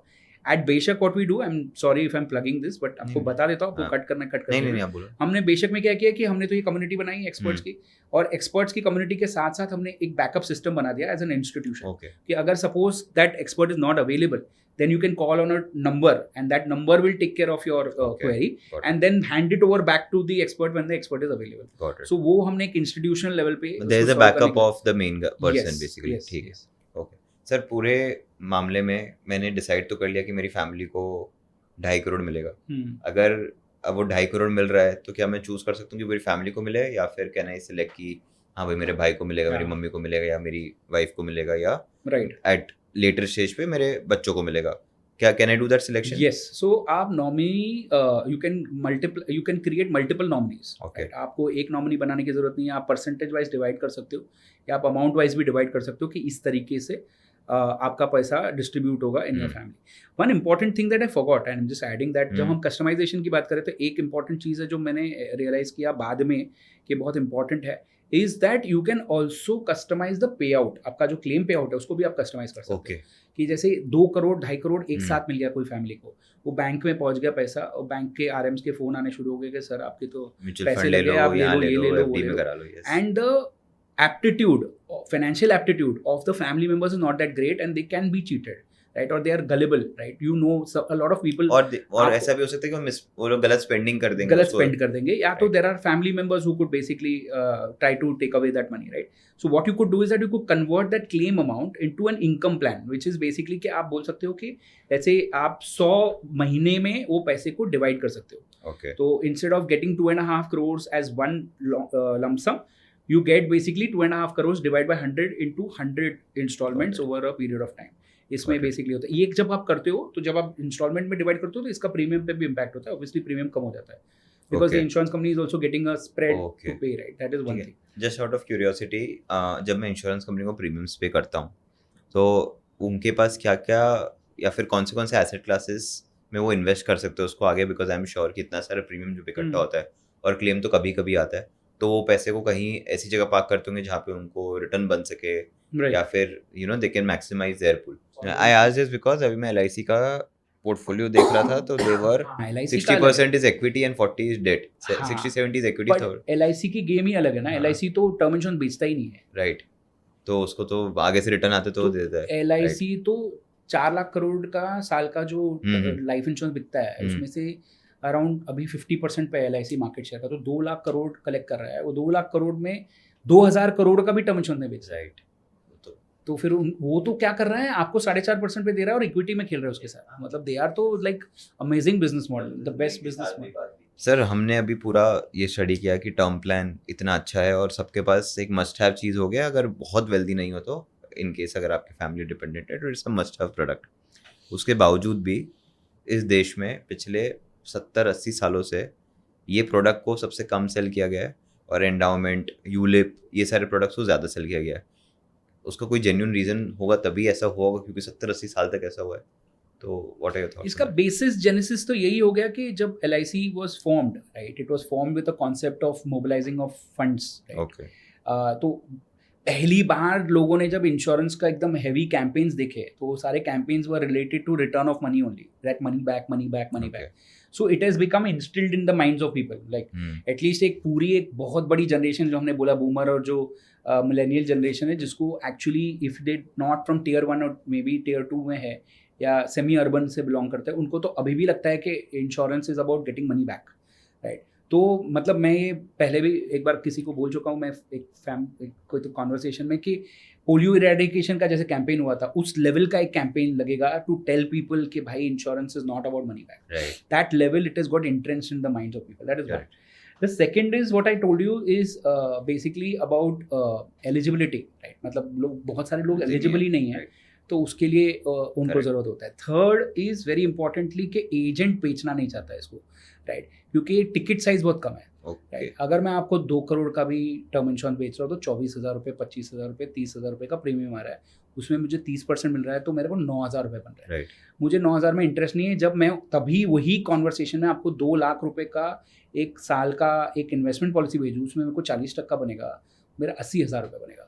तो one side I am getting 80,000, the other side I am getting some random 9,000 rupees. I am not interested in that selling that 9,000 rupees.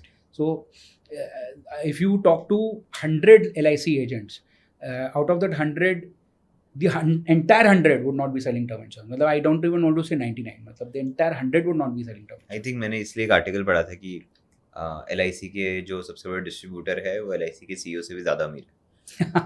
So makes a valid point. So sir, अगर non term plans की हम बात करें तो mainly जो मैंने सुने हैं वो एंडाउमेंट और यूलिप है. तो अब उन दोनों को अलग अलग एक्सप्लेन कर सकते हैं कि उनमें डिफरेंस क्या है और कैसे उसमें insurance plus returns, insurance plus money back को प्रॉमिस किया गया है. श्योर. सो एंडाउमेंट प्लान्स बहुत सिंपल प्लान्स होता है, जिसमें basically it's like a replacement of FD typically, कि जो FD करना चाहता है उसको ये बेचा जाता है प्लान, जिसमें बोला जाता है कि आप 10 साल के लिए 1-1 लाख रुपये भरो, आपको 12 साल से 21 साल के लिए 2-2 लाख रुपये मिलेगा, राइट? तो इंडिया में ये लोगों को, अच्छे लोगों को नहीं समझ में आता है कि ये 5.5% IRR है, राइट? बट लोगों को लगता है डबल पैसे मिल रहे हैं, तो लोग कर लेते हैं कि अरे डबल मिल रहा है, 2-2 लाख रुपए मिल रहा है. तो that is the most common form of endowment that get sold in India. उसके ऊपर कभी कभी बोनस करके कॉन्सेप्ट होता है कि मतलब एक इंश्योरेंस कंपनी है, वो कुछ प्रॉफिट जो कमाती है उसका एक शेयर मतलब उसमें ऐड करेगी, पॉलिसी होल्डर को देगी. ऐसा मतलब बनाया है, स्कीम्स बनी है. LIC is the most common and this LIC is doing this from the time LIC is formed, right? तो उसमें एक एडिशनल आपको कभी कभी रिटर्न मिल जाता है, but it is also not very great.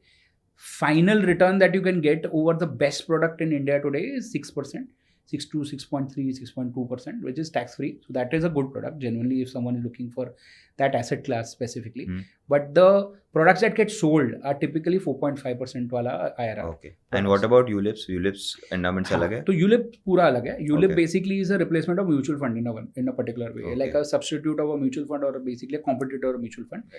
जिसमें basically the money that is collected from the customer is divided into 2 parts. One part is the risk cover, which is basically for if there is a death that happens, and a larger portion of the part which is basically is invested into funds, like how mutual fund would invest. Equity में park होता है वो भी. तो it could be, you could decide. So there are multiple funds in a ULIP. Like there could be like all the funds that you typically would have in a mutual fund are also there in a ULIP, where you can debt, equity, liquid, आप choose कर सकते हो, balanced, वो सारे available होते हैं, और उसमें आप चूज करके आप उसको एक एलोकेशन करके आप बेसिकली इन्वेस्ट कर सकते हो. सो that is how ULIP basically works. Okay sir, पर म्यूचुअल फंड में तो sir the commission is very less, it's around 0.5-1%. तो क्या यूलिप में भी कमीशंस बहुत कम होते हैं? नहीं, यूलिप में there are multiple range of products. There are products which have 0% commissions also, but there are products which have 40% commission also, right?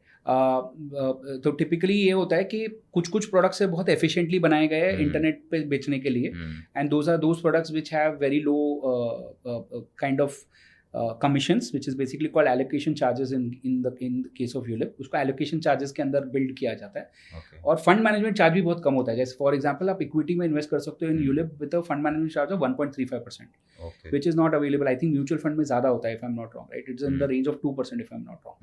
So you can actually, there are out of hundreds or thousands of ULIPs, there would be like 5 ULIPs which could actually be Mhm. really good ULIPs, but that you have to find. Nobody Correct. going to sell you that ULIP. Correct. The ULIP that gets sold typically are ULIPs which are 30%, 40% commission which you enter into a bank और आपके हाथ में थमाया जाता है वो थोड़ा मतलब वो इन्वेस्टमेंट की तरफ ज्यादा शिफ्ट हो जाता है वो इन्वेस्टमेंट की तरह ज़्यादा शिफ्ट हो जाता है और अनफॉर्चुनेट है कि लैप्स जो कमीशन जो बेसिकली आप समझिए ना एक सिंपल अगर मैथ लेंगे हम लोग कि 1 लाख रुपए का कोई इन्वेस्ट कर रहा है यूलिप में 1 लाख रुपए के इन्वेस्टमेंट में अब हम ये समझ में आते हैं कि 10 लाख रुपए का कवर मिल रहा है आपको 10x का कवर मिलता है आपको लाइफ कवर जो मिलता है वो 10x का मिलता है टिपिकली 10x का मिलता है हमने अभी बात किया कि 1 करोड़ का कवर जो आता है वो 12,000 रुपए में आता है तो 1,200 रुपए का कवर हो गया आपका राइट और बाकी का जो पैसा है अराउंड 98,000 रुपीज लेके चलता है वो आपका इन्वेस्ट होने वाला है right okay how can the commission be 40% of that if investment का ही लार्जर पोर्शन है how can commission be 40% of that?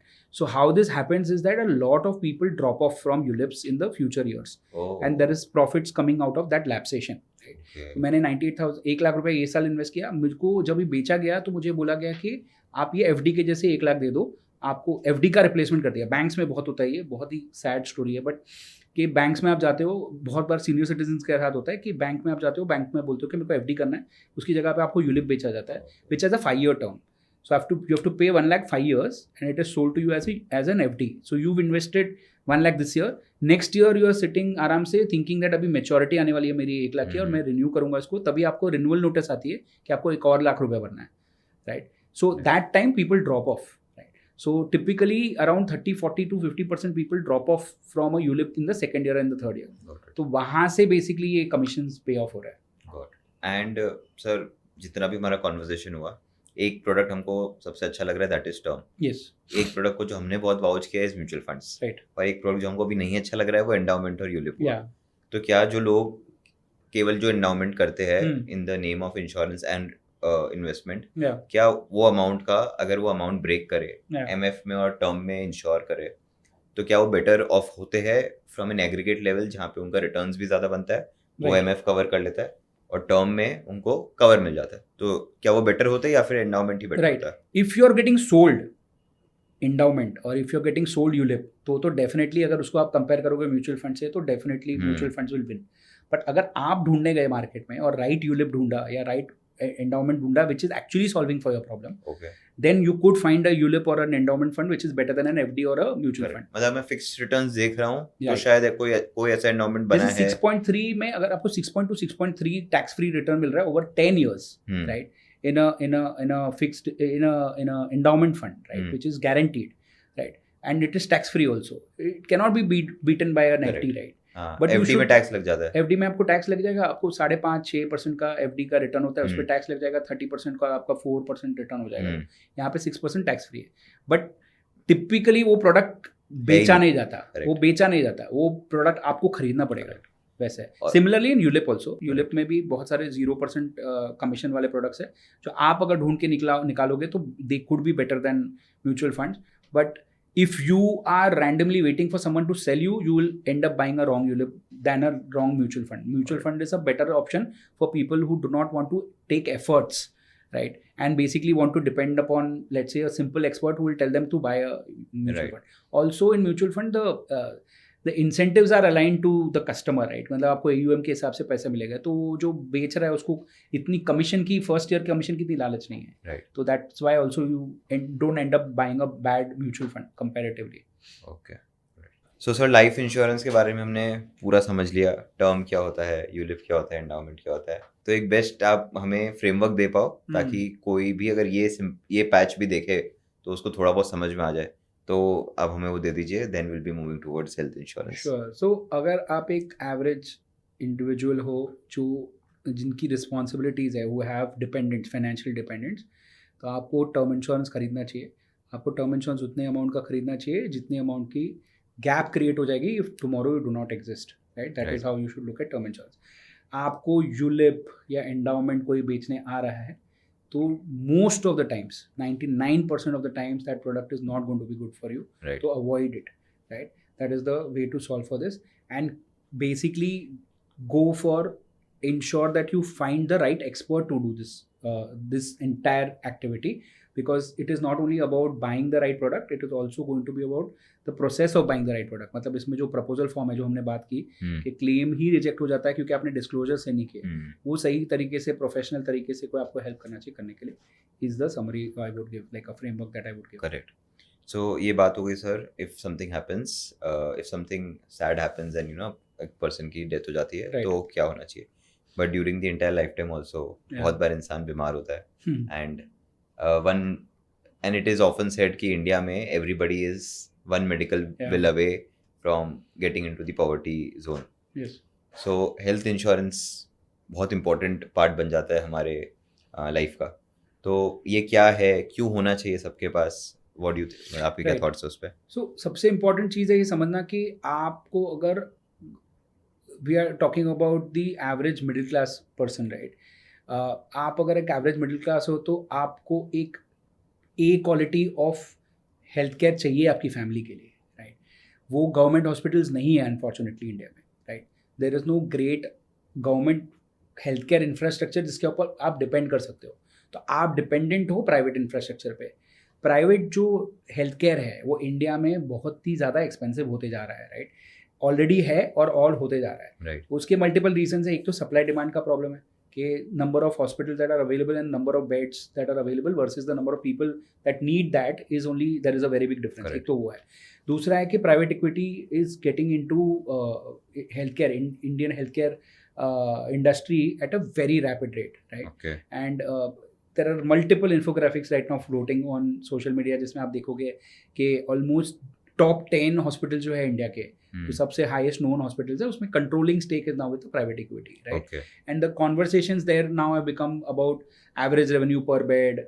Those have become the conversations. तो जब इंडस्ट्री आपकी मूव हो रही है कि आपको प्राइवेट हेल्थ केयर पे डिपेंड करना पड़ेगा, और प्राइवेट हेल्थ केयर जो है वो एक्सपेंसिव होते जा रहा है because of demand supply issue, और the owners of them do not depend, they are not charitable institutes, so they will basically cash in onto the kind of money that they can get.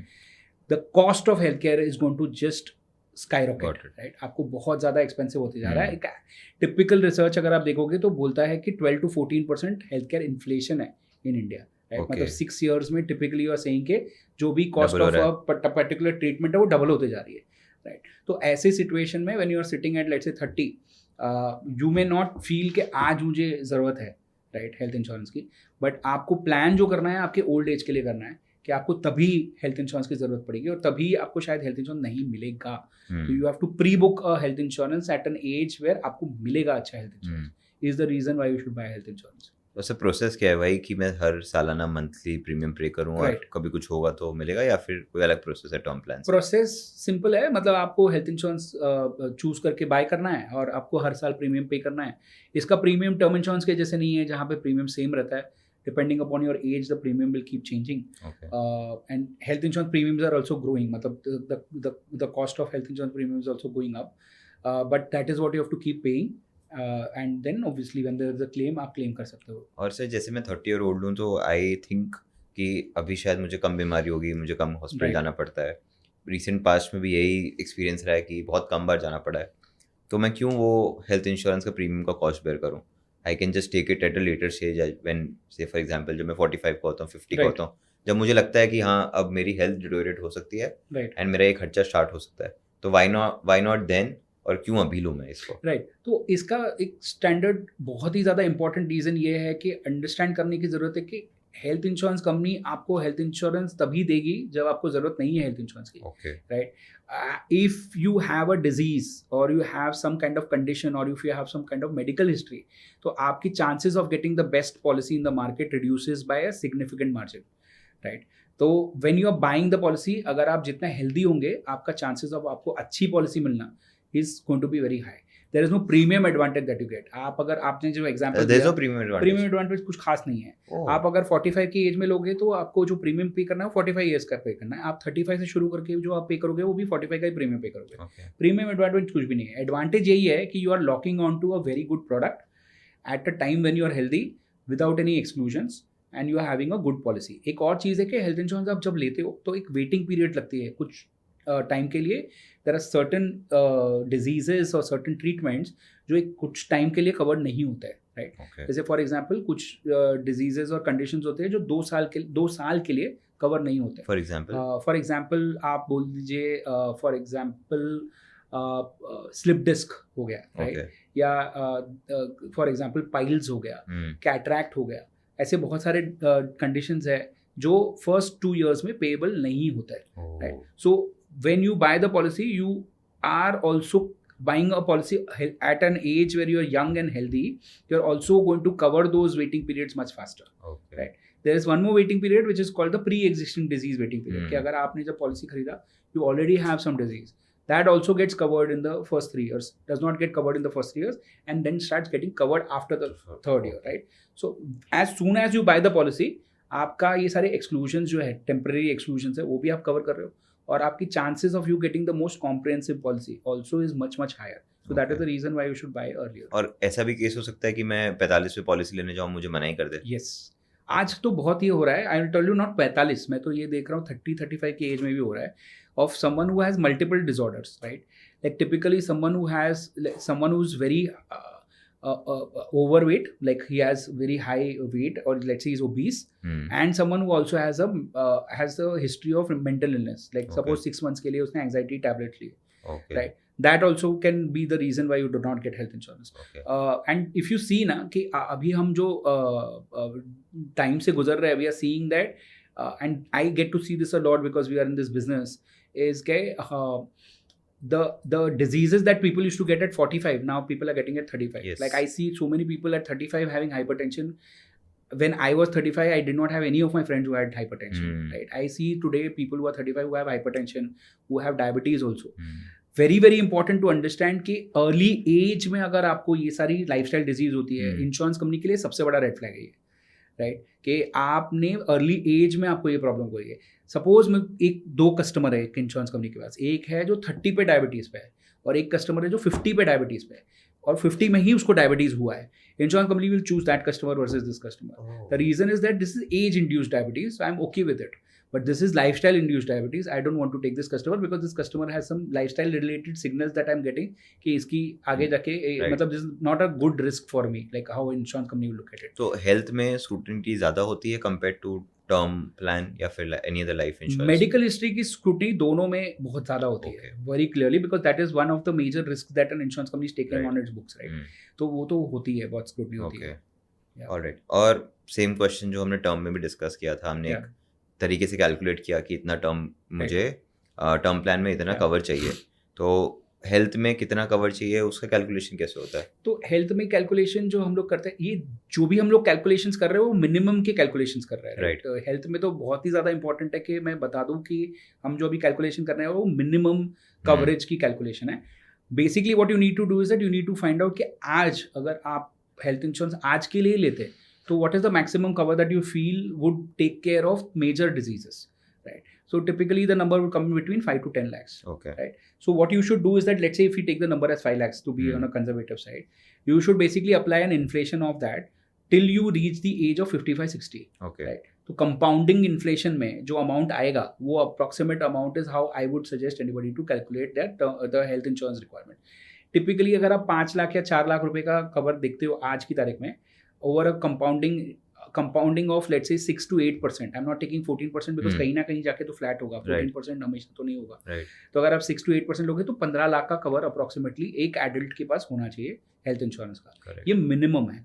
Maximum जो है वो कोई नहीं बता सकता because we don't know how medical science is going to progress.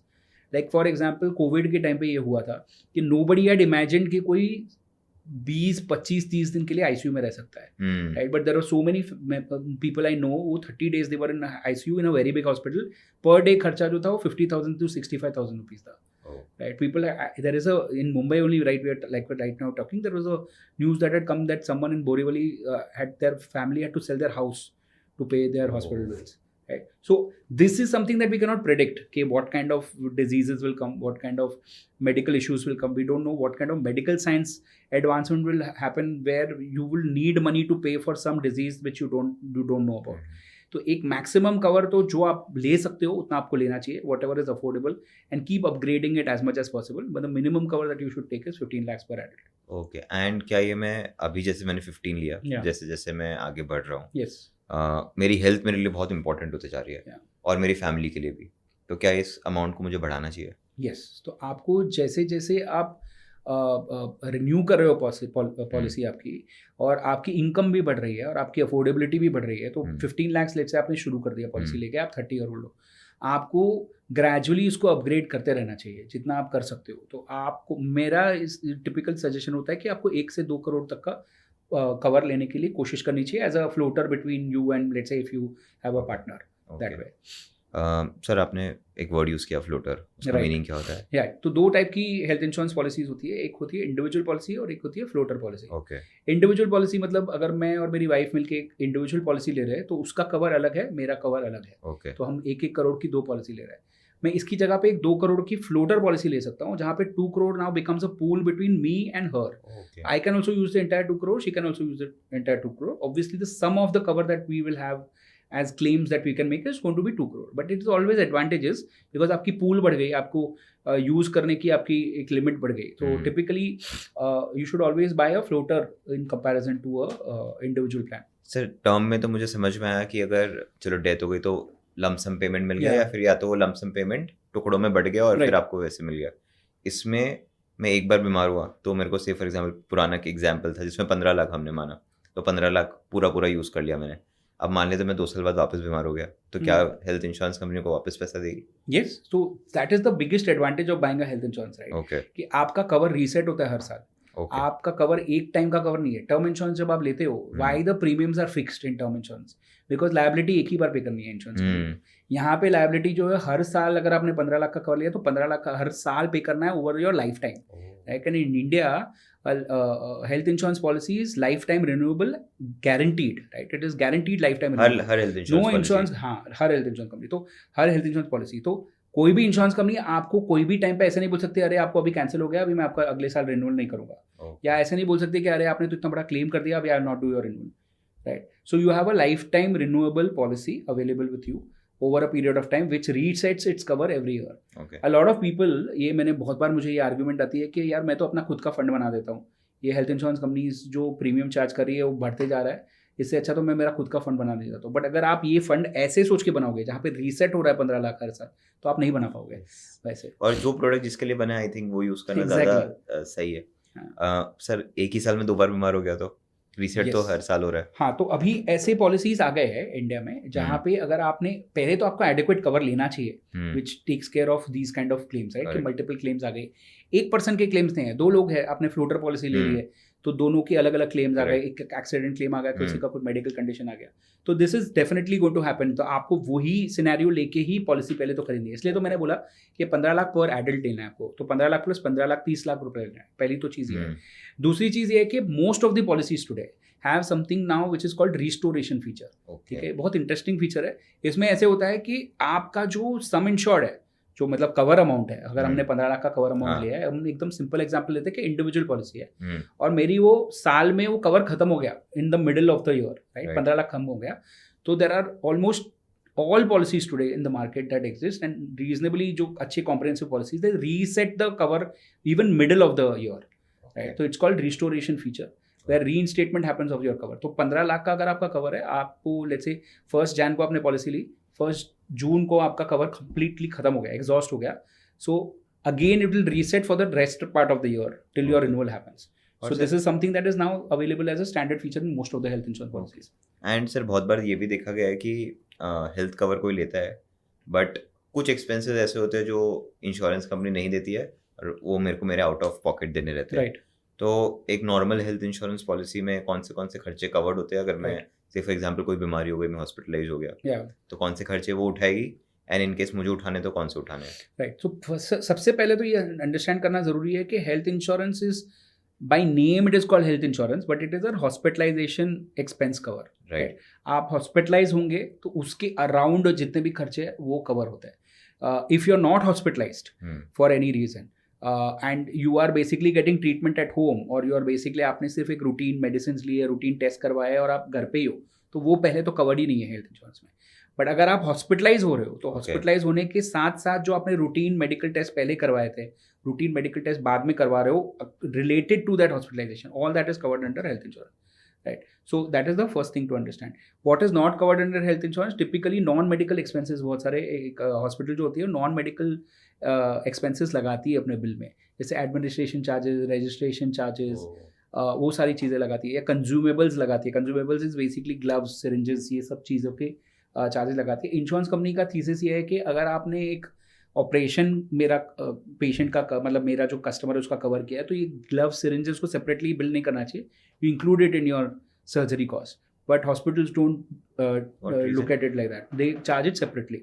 उनको क्या फर्क पड़ेगा? दे कैन तो charge it in one go. They can, लेकिन उनको तो क्योंकि पैसे मिलने ही है, मेरे से मिले या इंश्योरेंस कंपनी से हाँ, मिले. They don't, it doesn't matter to the hospital. Hospital typically consumable separately charge करती है. ओके, तो सिरिंजेस हो गए, ग्लव्स हो गए, मास्क हो गए. सबसे बड़ा जो ये प्रॉब्लम हुआ था कोविड के टाइम पे होगा, again we are going to covid, but that is the biggest example. जो पीपीई किट के चार्जेस लगते थे, पीपीई किट के the hospitals used to charge 2,000-3,000 rupees per day for PPE kits. So 15% of the bill at that time to 20% of the bill used to become consumable charge, which an insurance company used to not pay. अब ऐसे policies आ गए जहाँ पे consumables are covered, or you can pay additional money and cover consumables as a part of it. But otherwise you'll have to pay. It's an add-on. It is an add-on. A lot of companies also put it as a part of the policy also nowadays. So ये after COVID it has become a little more prevalent that people are, insurance companies are covering that. तो ये typically ये वाले deductions होते हैं. इसको छोड़ के जो deductions हो गए वो तो अगर आपका cover ही कम है वो वाले डिडक्शंस हो गए, राइट. इंश्योरेंस कंपनी बेसिकली, आप जो इंश्योरेंस कंपनी के साथ डील करो, आपने एक हॉस्पिटल में जाके ट्रीटमेंट करवाया and the hospital is charge a certain amount which the insurance company believes is an overcharging, right? Insurance company is clearly feeling that the hospital has charged a certain rate that is not actually the right rate for that treatment. तो भी insurance company deduct करती है. on the there is a clause called reasonable and customary charge. तो basically every insurance company's policy has this clause in the terms and conditions that we will pay reasonable and customary charges related to a specific treatment. This is basically an insurance company protecting itself कि कोई भी hospital है वो कोई भी random charge लगा रही है, मतलब लेट्स से किडनी स्टोन का cost is 50,000 rupees, but they are charging 2.5 lakh rupees. So insurance company will not pay for it. So they will pay only that amount which they feel is reasonable for that grade of hospital in that location. तो मैं VVIP room ले लूँ अगर hospital में, तो उसका पे नहीं करेगी वो? नहीं, तो हाँ, तो ये अलग पूरा फंडा है. आप कैसी पॉलिसी लेते हो उसके ऊपर डिपेंड करता है. तो there are policies which have a room category limit, there are policies which have a room rent limit, and there are policies which do not have a limit, right? So if you have a policy which does not have a limit, then you can choose any kind of a room. But if you have a room category limit, which is typically, let's say, a private room लिखा है, तो the cheapest private room is what you can select. आप choose कर सकते हो, उसके ऊपर का आप choose नहीं कर सकते हो. वैसे इसमें एक बहुत ही इंपॉर्टेंट चीज़ है जो बहुत लोगों को मालूम नहीं होती है कि हॉस्पिटल्स चार्ज कैसे करती है. हॉस्पिटल्स अगर आप प्राइवेट रूम लेते हो तो एक्सरे का सपोज अगर 100 रुपये चार्ज, लेट्स से 500 रुपये चार्ज करती है एक एक्सरे का. If you're taking a deluxe room, it will charge 800 rupees for the same X-ray. If you take a presidential suite, then it will charge 2,000 rupees for that same X-ray. So there are differential charges. All hospitals have differential charges depending on the room. तो अब general ward से लेके सबसे highest जो room है, हर room का tariffs अलग अलग होता है. For even doctor visits, for even medical test, your blood test can cost 200 rupees if you go to general ward, and it can cost 1,000 rupees if you go to presidential suite. So insurance companies know this.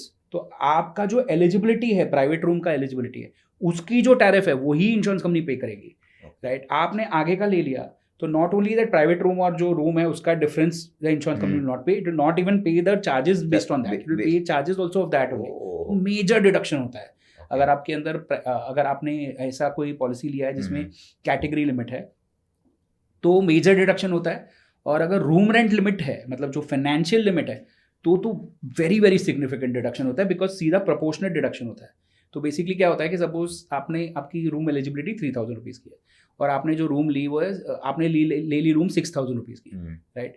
तो insurance company जब claim पे करेगी तो they will basically say that अच्छा 3,000 rupees का आपका eligibility था, आपने 6,000 का बिल पे आपने उसके हिसाब से किया है, जितने भी एसोसिएटेड एक्सपेंसेस है उसके लिए उसके ऊपर प्रोपोर्शनेटली 50% पे करेगी. तो अगर आपका टोटल बिल 2 लाख रुपये है, there's a good chance that you'll get only 1 lakh rupees. So this is one of the major deductions that happen in old policy. So बहुत सारे लोगों के पास पुरानी पॉलिसी है, गवर्नमेंट इंश्योरेंस कंपनी की पॉलिसी है, या पॉलिसी 10-15 साल पहले ली है, उसमें ऐसे वाले लिमिट ज़्यादा है. आज की पॉलिसीज में these limits are little lesser. But yeah. And when do insurance companies pay? जब मेरे को हॉस्पिटल में वो मेरा बिल पे कर देती है, या फिर पहले मैं पे करता हूँ उसके बाद वो मुझे पे करती है? तो दोनों काइंड ऑफ मैकेनिज्म्स अवेलेबल है. First mechanism is called the cashless mechanism, right, Okay. जहाँ पे बेसिकली एक इंश्योरेंस कंपनी ने हॉस्पिटल के साथ टाई अप किया है कि मेरा कोई भी पेशेंट आएगा, मेरा कोई भी कस्टमर आएगा as patient, then I will pay the bill, you don't charge my customer. ठीक So है. that is basically called cashless. So insurance companies create these networks of hospitals where you can go and get cashless treatment, and they have a contract with these hospitals and in terms of rates, in terms of payment mechanism also. So you just go, you give your card, and then the insurance company and the hospital will directly talk to each other, exchange papers, and the payment will happen from the insurance company to the hospital. Whatever is not payable is what you need to pay. Right? That is the first mechanism. The second mechanism है कि आप कोई ऐसे hospital में गए जहाँ पे insurance company का कोई टाइप नहीं है, आप जो इंश्योरेंस कंपनी आपका पॉलिसी लो टाइप नहीं है, तो वहाँ पे आपको सारा एक्सपेंस खुद से पे करना है पहले, और उसके बाद सारे बिल्स इकट्ठा करके then you have to submit those bills to the insurance company and get it settled. Yeah. So sir आपने जो भी पॉइंट कहा कि कोई कैशलेस होती है, कोई जिसमें रिम्बर्स कराते हैं, एक बहुत ही रिसेंट स्टोरी है, हमारे टीम मेंबर की है. सो उनके फादर का ऑपरेशन हुआ था एंड डॉक्टर ने उनसे ये कहा था कि रादर देन कैशलेस करके आप रिम्बर्स कराइए, क्योंकि कैशलेस अगर करते हैं और डायरेक्टली इंश्योरेंस कंपनी के साथ डीलिंग करते हैं तो इंश्योरेंस कंपनी बहुत चीज़ों पे रोक टोक लगा देता है कि ये चीज़ यूज़ करे, ये ना करे, बेसिक मटेरियल यूज़ करे, थोड़े अच्छे इक्विपमेंट्स ना यूज़ करे. और वही जब वो बोले कि अगर रिम्बर्स कराओगे तो मैं आपको सारे अच्छे मटेरियल यूज़ करके अच्छा बिल बना के आप दे दूंगा और आप सेटल करवा लीजिएगा. तो क्या ऐसे केसेस होते हैं जहाँ पे एक नो ब्रेनर बन जाता है कि एक बार मैं अपनी जेब से दे दूँ फिर मिल जाएगा, लेकिन मैं अच्छे इक्विपमेंट्स और अच्छे तरीके से इलाज कराऊँ? सो इसमें एक्चुअली सबसे बड़ा चीज़ समझने की कोशिश करनी चाहिए कि दोनों के बहुत ही स्ट्रॉन्ग वेस्टेड इंटरेस्ट है. एक इंश्योरेंस कंपनी चाहती है कि आप कम से कम खर्चा करो, और हॉस्पिटल चाहती है कि सबसे बड़ा बिल बने. तो आपको दोनों के बीच में आप बीच में पिस रहे हो उसके बीच में. जेन्युइनली अगर मैं बोलूँ तो in this specific case this is what has happened. Hospital चाहती है कि कोई भी टाइप की रोक टोक ना हो. मेरा ऑलरेडी एक कॉन्ट्रैक्ट है with this hospital, with this insurance company, and there are clearly terms and condition जिसमें मेरा बिल इतना ही बन सकता है. तो hospital wants to break from that barrier and charge more to the customer and then get it from the insurance company.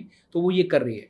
आपके हित में तो नहीं है. आपको तो ये करना चाहिए कि आपको जिस दिन आप बात कर रहे हो, अगर प्लान्ड हॉस्पिटलाइजेशन है, उसी दिन बोलना है कि मैं तो कैशलेस ही करूँगा, राइट, मैं रिइंबर्समेंट नहीं करूँगा. आपको करना है तो कीजिए, वरना मत कीजिए. मतलब not in that language obviously, but basically put your foot down and say कि मेरे को कैशलेस ही चाहिए. You should always prefer cashless over reimbursement. The reason is आपकी लाइफ बहुत ईजी होती है उसमें. आपको पेमेंट ट्रांजैक्शन नहीं करना है, आपको पेपर वर्क भी नहीं करना है, सारा हॉस्पिटल और इंश्योरेंस कंपनी के बीच में हो रहा है. और यूजुअली जो हो रहा है, इंश्योरेंस कंपनी जो कॉन्ट्रैक्ट करती है उसमें डिस्काउंट्स होते हैं, राइट.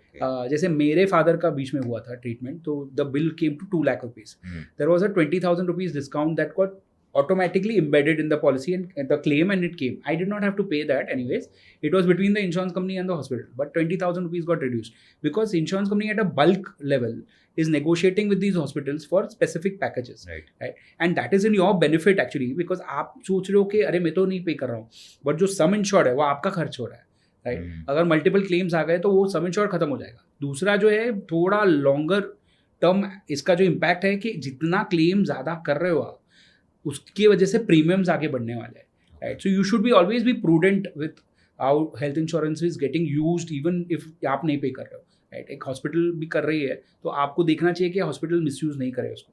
तो फ्रॉम दिस पर्सपेक्टिव अगर ये एग्जांपल अगर लेंगे तो आपको इंसिस्ट करना चाहिए कि नहीं, मैं कैशलेस के लिए जाता हूँ, मेरे पास है ही नहीं, I don't have the money to pay, and it reduces your headache. It also makes life easy for you, right. So from that perspective. Sir, coming back to the 30-year-old guy, he is working right now, job है.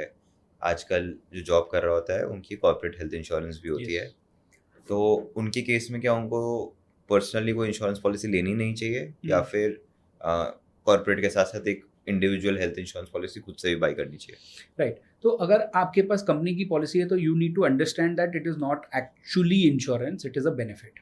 Okay. First of all, understand the difference between insurance and benefit. Insurance is something that you carry with you. It is a part of your personal finance.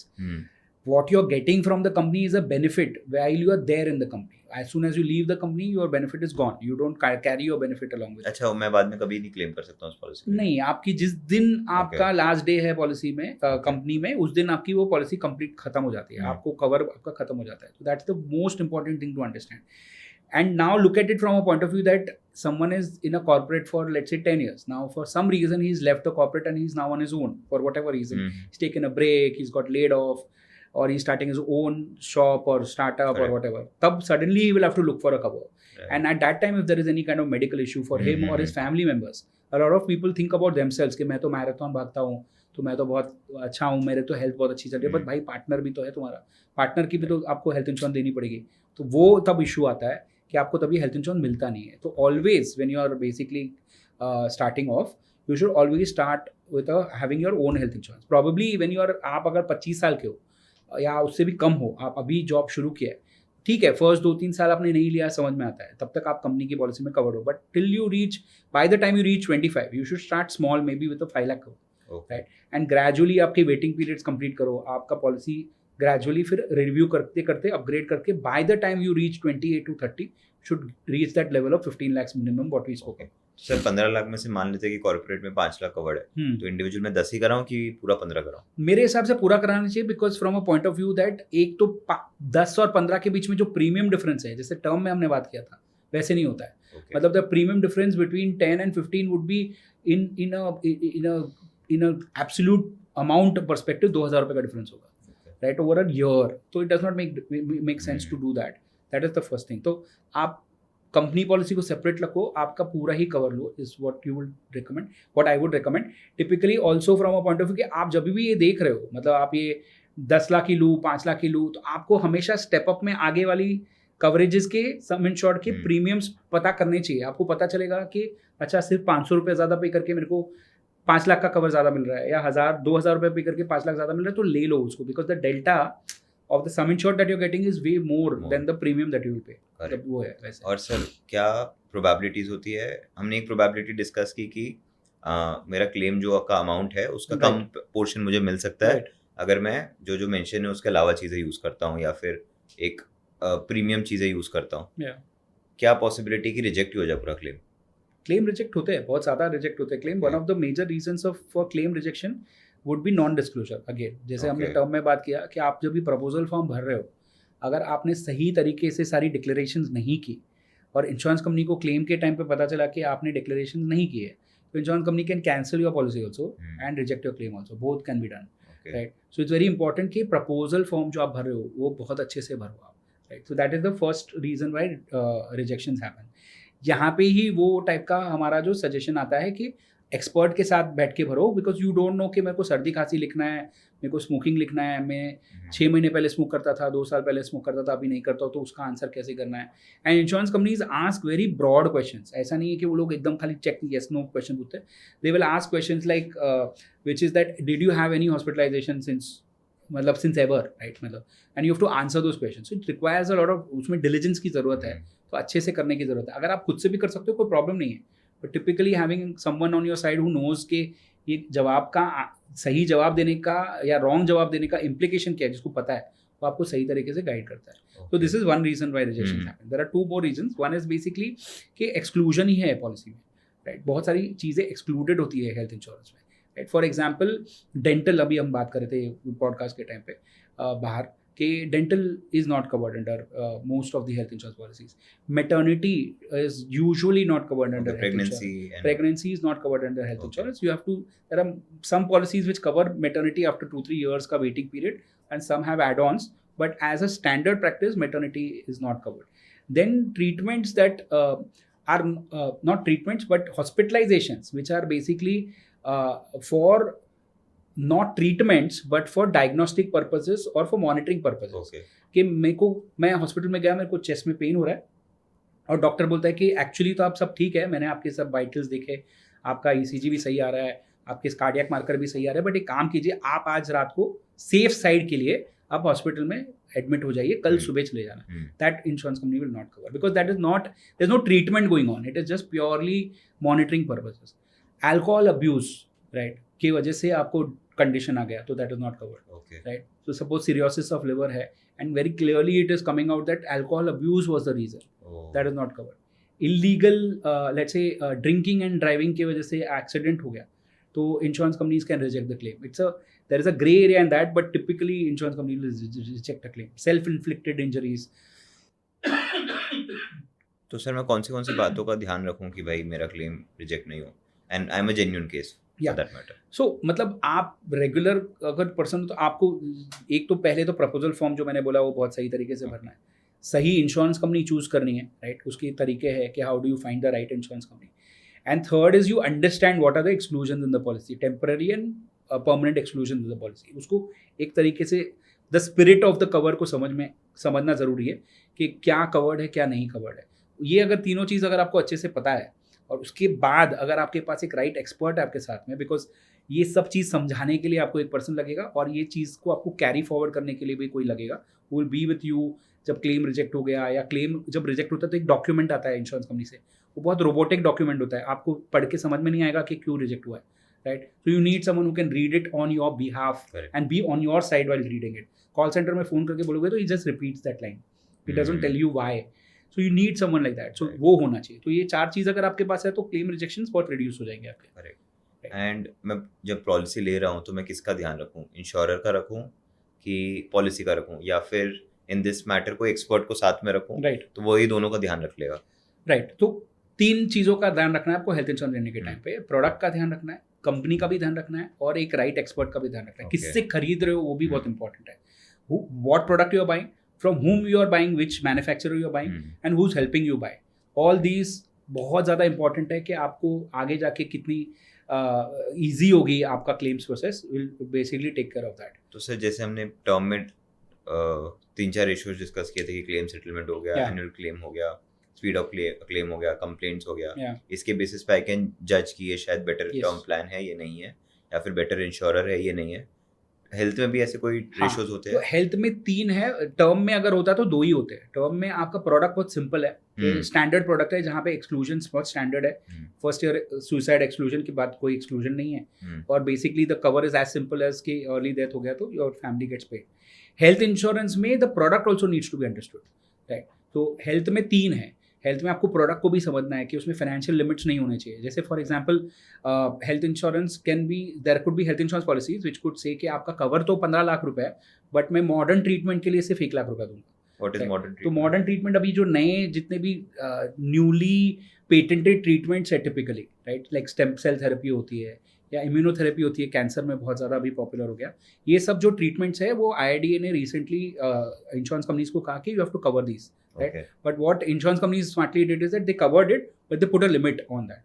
तो 1 लाख तक ही covered है, for example, like that is one example. वैसे surgery के limits होती है, कुछ insurance policies होती है जिसमें बोला जाता है कि लेट्स से कैटरैक्ट के लिए पर I will pay only 50,000 rupees, right? So those limits are very important, first thing. Second limit that is there as a type of limit is what we already spoke about, which is the room rent limit, right? कि room category अगर आपकी limited है तो आप you are always going to be limited in terms of what kind of care you want to give to your family. So be very aware of that limit. तो financial limits जो है product के वो बहुत अच्छे से समझना ज़रूरी है। आपको उसकी वजह से पता चलेगा कि क्या मिलेगा क्या नहीं मिलेगा। कवरेज आपने राइट लिया है वो बहुत इंपॉर्टेंट है, राइट? आपने वो तो सबसे ज़्यादा इंपॉर्टेंट है कि आप कवर राइट ले रहे हो, राइट? तो ये अगर आपका पार्ट हो गया, फाइनेंशियल लिमिट्स आपने समझ लिए, आपने ये पार्ट कर दिया, आपका प्रोडक्ट आपको समझ में आ गया, दैट इज वेरी इंपॉर्टेंट। फिर एक्सक्लूजन्स, वेटिंग पीरियड स्टैंडर्ड होते हैं मोस्ट इंश्योरेंस कंपनी में, तो आपने समझ लिया। सेकंड आप आए इंश्योरेंस कंपनी चूज करने के लिए। इंश्योरेंस कंपनी के basically in the same way like there is in term insurance we said, there are some metrics और the ratios that are available which you can basically look at, right? तो ratios है, जैसे speed of claim settlement in term भी होता है, वैसे health में भी है। कंप्लेंट्स रेशियो होता है, एक रिजेक्शन रेशियो है which is very important in case of health insurance. Lower the better, of course lower the better है। Typically, if it is less than 5%, is better. There are insurance companies which have ratios which are in the range of 10, 12, 15% also. Right. So try to avoid those companies as much as possible. एक और चीज़ है जो हम लोग typically recommend करते हैं कि एक सोशल मीडिया का एक वाइब है, जिससे आपको पता चलता है कि कुछ इंश्योरेंस कंपनीज का नाम ज़्यादा आ रहा है कंपेयर टू कुछ इंश्योरेंस कंपनीज का कम आ रहा है। वो भी एक रूल आउट फैक्टर है, not from a choosing perspective but rule out perspective कि ये इंश्योरेंस कंपनीज मत चूज करो, right? So that is one another area. I don't want to name companies, but that is a area that you should do. तो insurance company आपने choose कर दिया. Last is basically coming down to choosing whom you are buying from. Term insurance still you can buy directly, I will say, but health insurance you should not buy directly at all. You need an expert. You should have an expert because it's a very complex product for you to understand. Claims भी बहुत complex है. Got it. वैसे. तो और sir for example मुझे एक policy मैंने ले ली, वेटिंग पीरियड भी मैंने निकाल दिया, अच्छी पॉलिसी ली, लेकिन कोई ऐसा इंसिडेंट हुआ था जब उन्होंने कोई रीज़न से क्लेम पूरा नहीं दिया या फिर नहीं दिया, right now I want to move on to another policy ताकि Yeah. फ्यूचर में वापस ऐसा ना हो. Is it a good option या फिर नहीं करना चाहिए ये? पोर्टेबिलिटी करके कॉन्सेप्ट है Okay. जहाँ पे you can move your policy your coverage from one insurer to another insurer. Okay. ये पॉसिबिलिटी है. ये जितने आप हेल्दी हो और जितने यंग हो उतना ईजिली होगा.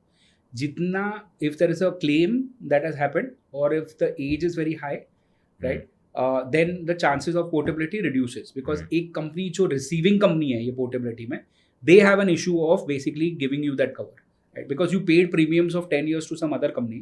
अब एक कंपनी को आपने 10 साल प्रीमियम पे किया, अब आपका क्लेम लेने का टाइम आया तब आप पोर्ट कर रहे हो, राइट? तो the economically it does not work for that insurance company जो नया इंश्योरेंस कंपनी है. तो जितना जल्दी कर सकती हो आप वो बहुत इंपॉर्टेंट है. तो अगर आपको पता चल रहा है कि आप अभी यंग और हेल्दी हो बट आपको लग रहा है कि आप रॉन्ग पॉलिसी में हो, रॉन्ग इंश्योरर के साथ हो, तो जितना फास्ट आप ये चेंज कर सकते हो उतना ज़्यादा अच्छा है. ओके. वैसे तो सर हेल्थ में जैसे अपन ने डिस्कस किया, एक्सपर्ट बहुत इंपॉर्टेंट हो जाता है, राइट. तो अब मुझे लग रहा है कि पॉलिसी और कंपनी से भी इम्पोर्टेंट एक एक्सपर्ट सिलेक्ट करना इंपॉर्टेंट हो गया. राइट. तो मैं एक्सपर्ट कैसे राइट वे में सिलेक्ट करूँ? राइट, बहुत इंपॉर्टेंट है.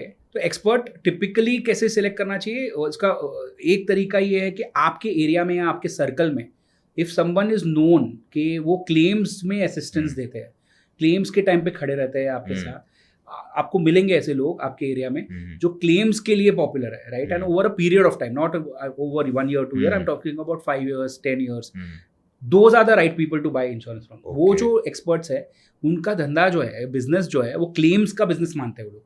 They don't think that their business is insurance. They feel that health insurance के जो लोग होते हैं, जो हमारे भी प्लेटफॉर्म पे बहुत सारे ऐसे एक्सपर्ट्स हैं, वो अपना बिजनेस ही एक क्लेम को समझते हैं कि मैं क्लेम पे करवाने के लिए यहाँ पे बैठा हूँ, तो आई विल इंश्योर दैट आप सही पॉलिसी खरीदो, सही इंश्योरर से खरीदो, सही टर्म समझो, और फिर बेसिकली क्लेम्स के टाइम पे I will be there with you. So that is how the constructors of the mind of that person जो आपको ये पॉलिसी बेच रहा है. तो ऐसे लोग ढूंढने चाहिए.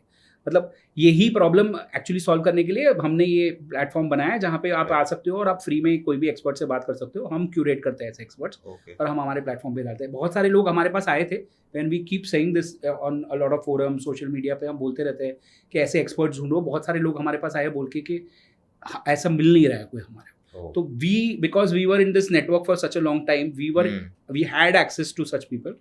So we started putting them on our platform and started connecting them to customers.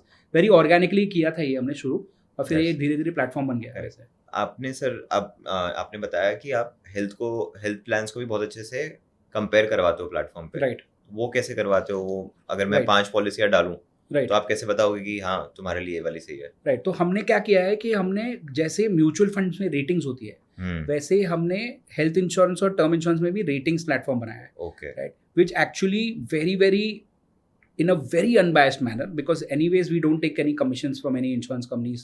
As on date, we don't take any commissions from any insurance companies. We have no marketing ties with any insurance companies. Okay. We are able to do a very thorough analysis of every insurance plan, every insurance company. तो हम लोग rate करते हैं plans को on our platform on basis of all the things that I mentioned, right? We mentioned about the product and their claims track record, right? And the customer service also we look at. So we call insurance companies toll-free numbers through a bot that we have created to find out that toll-free numbers actually work or not, right? We do those kind of things. We buy policies of insurance companies to understand what is the actual, is the process of buying seamless or not? And if I'm going to cancel the policy, what is the process of refund? How seamless it is? Okay. तो ये सब करके हमने एक ratings platform बनाया where you can actually get to know कि which product is good or bad, and we rate them on a scale of 5. So typically how you would, let's say, find ratings for, let's say, maybe it's a very different industry like a restaurant, like that you can find ratings of a product on our platform for free, and it does not require any login or phone number or anything, basically. और sir वो rating के पीछे का quantitative method क्या है कि अगर इसको 4 रेट किया तो आपने क्यों 4 रेट कर दिया उसको? राइट. तो हमने क्या किया है कि बेसिकली पहले तो पैरामीटर्स फिक्स किए. तो जितने भी इंपॉर्टेंट पैरामीटर्स है, ये जो मैंने बताया थोड़ी टाइम पहले कि आपको ये रेशियो देखना चाहिए, वो रेशियो देखना चाहिए, ये ऐसा कोई भी एक स्टैंडर्ड प्लेटफॉर्म नहीं है जहाँ पे ये एग्रीगेट लेवल पे अवेलेबल था. तो पहले तो हमने सब एग्रीगेट किया कि क्या क्या अवेलेबल डेटा है, पैरामीटर्स है which we can use to find out about an insurance company's performance in terms of the products that they are doing, right? So that is one level where we aggregated this data. And what we do is typically a relative grading देते हैं हम on every parameter. So for example, when we spoke about restoration, so there are different kinds of restorations that every insurance company offers. So we find out first that the one which gives the best restoration feature, that company gets the highest grade, and then relatively we mark all other insurance companies.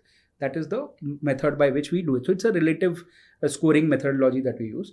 And then ये जो सारी parameters मैंने बोला है उसमें हम उसको भी वेटेजेस देते हैं. तो हमारे पॉइंट ऑफ व्यू से product and claims have the highest weightage and then customer service. So basis of that, it's a very, very sophisticated method that we actually, like we spoke about actuaries, right? So we actually got two actuaries to also bounce this entire method and talk to them, and then we built this. Because we ourselves are also doing it for the first time in our lives, right? So we built it that way. Okay.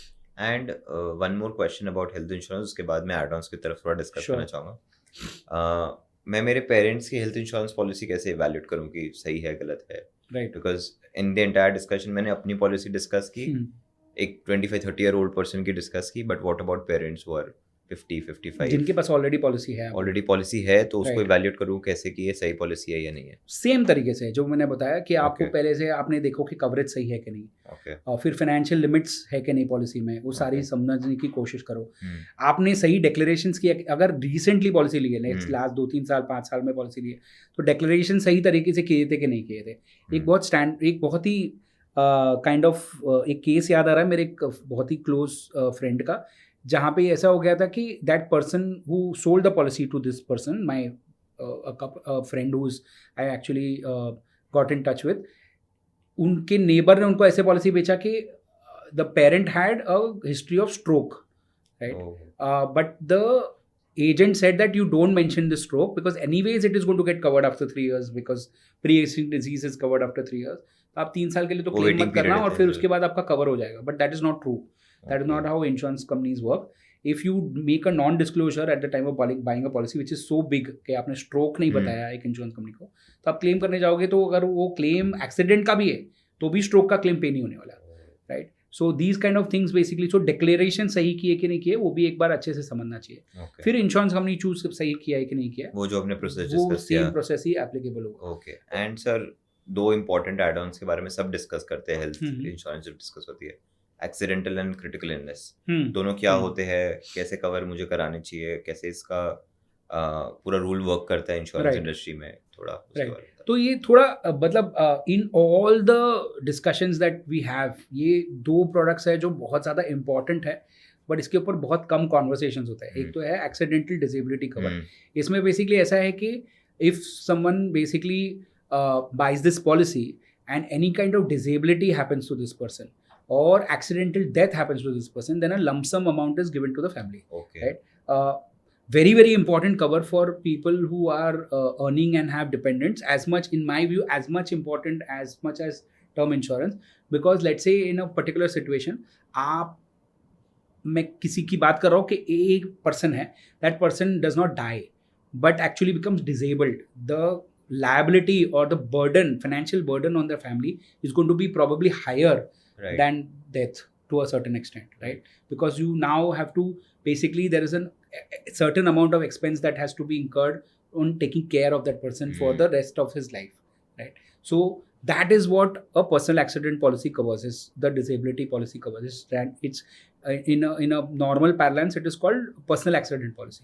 ये personal accident policy में आपको permanent partial disability cover होता है कि आपकी पूरी partially disabled हो गया कोई, permanent total disability भी cover होता है. Which basically means कि someone has completely lost movement, right? Basically paralysis हो गया, या they have lost both of their, like these are things which are very grim to talk about, but they've lost their legs, for example, or they've lost sight. All that also gets covered. So this is a risk that people don't talk about a lot, but good that you're speaking about, because this is something that should be taken care of, right? Because disability is going to require a lot more cost than even basically probably losing that person for the family member, right? And that's why it should be taken care of. The best part of this is that ये premiums इसके बहुत कम होते हैं. तो हाँ, इसके premium ज़्यादा नहीं होते. तो आप 1500 रुपये में आपको लाइक 1.5 रुपीज़ पर 1000 का प्रीमियम होता है इसका, राइट? तो आप अगर मतलब इसको ही अगर आप कैलकुलेट करेंगे तो मुझे लगता है 1500 रुपये में आपका 1 लाख का कवर आएगा, राइट? तो which is basically the calculation that you are मतलब basically मेरे doing. नॉर्मल हेल्थ में प्रीमियम में ऐड हो जाता है अगर मैं इस हाँ, पर्टिकुलर तो हाँ बॉक्स को टिक करता हूँ. आइडियली इसको सेपरेटली लेना बेटर होता है. द रीजन बीइंग कि इसमें कवर्स लिमिटेड मिलते हैं आपको जब भी आप Okay. एड ऑन लेते हो, उसका सेपरेट कवर मिलता है. But most of the times people forget to buy it, तो it is better to buy an add on than not have a cover. So उसके लिए ये Okay. Accidental disability cover is very important Okay. And it's not very expensive. That's why also it makes a lot of sense. Okay. Similarly, critical illness है. Hmm. Critical illness also is becoming very very relevant as we are looking at the future Correct. today. The way medical science is progressing, there is a good chance that mortality, which is basically the number of years that a person will live, will increase. But morbidity, जिसको बोलते हैं, which is basically a person having a disease, will increase. Right? So mortality Okay. will decrease. आपका number of years that हाँ. a person will live will increase, but the chances of you having a disease will also increase. Hmm. Right? So there will be people who will probably have a certain disease, but they will not pass away because of the disease. Right? What is the impact of this, or what is the outcome of this? The main outcome of this is that once there is a serious disease that happens, your income earning capability reduces. Right? For example, just taking an example, someone who's earning, let's say, 1 crore a year, right? And suddenly for some reason has, let's say, got diagnosed with cancer. Okay. And now the doctor says that you cannot do such a stressful job. You can't work for so many hours. Okay. Right? So he will have to take some job which is a lesser job, right? Right. Or someone who's a businessman who's maybe making 50 lakhs a year, and let's say has gone through a partial paralysis, right? And now he cannot take care of his family, take care of his business as much as he would have been able to take care of the business earlier, right? So there will be a reduction of income, there will be a loss of income. That is what the critical illness policy covers. Critical illness policy cover क्या करता है कि अगर कोई major disease diagnose हो गई, तो the family or that person typically will get a lump sum amount credited to your bank account, right? So someone has got cancer and he survives for 30 days. उसके बाद typically the entire money, the sum in short, is basically paid to that family or to the person also because he's alive. कब मिलता है sir ये diagnose होने पे मिलता है या फिर सर्वाइव? तो there is a survival period कि Okay. typically 30 days का survival period होता है. तो 30 days survival के बाद आपको मिलता है. तो क्रिटिकल और एक्सीडेंटल डिसेबिलिटी में ऐसा कुछ भी नहीं है. अब एक्सीडेंटल डिसेबिलिटी में as soon as the disability is happened, you need to submit a certificate for that disability and basis that it gets paid. So there is no waiting in that. Okay. और ये दोनों ही अलग से ही लेने होते हैं health से या फिर अगर आप एकदम हार्डकोर प्रॉपर फाइनेंशियल प्लानिंग कर रहे हो तो ये सेपरेट पॉलिसीज लेना बेटर है बिकॉज स्पेशलाइज्ड प्लान्स अवेलेबल है इसके जो मच मोर कॉम्प्रिहेंसिव है compare to riders. But practically what I've seen is that people forget. Okay. And practically I've seen that over a period of even 15-20 years people end up not buying such policies. That's why from a practical point of view rider लेके शुरू कर देना चाहिए. जब भी आप ले लोगे तो ठीक है ले लेना बाद में. राइट वैसे सर इतने सारे एड ऑन्स और इतने सारे पॉलिसीज से क्या इंसान कभी कभी ज़्यादा पॉलिसी नहीं खरीद बैठता है इंश्योरेंस के पर्सपेक्टिव से या फिर there is no concept of too many policies और टू मेनी एड ऑन्स? हाँ मतलब एक्चुअली अगर आप देखने जाएंगे तो हमने 4 टोटल कवर्स की बात की. यही मेजर कवर्स है that a person needs to take from a personal finance point of view. Critical illness because it is gradually become very important कि loss of earnings you get covered as much as a person has a risk of losing his life and his family having to basically take care of their lifestyle on their own. Someone who has a loss of earning is also similarly a very big risk. Right. Same as disability. And then your term insurance, which is basically we spoke about, and health insurance. ये 4 चीज़ अगर आपने अच्छे से cover किया है, you are more or less taking care of everything from a personal finance point of view.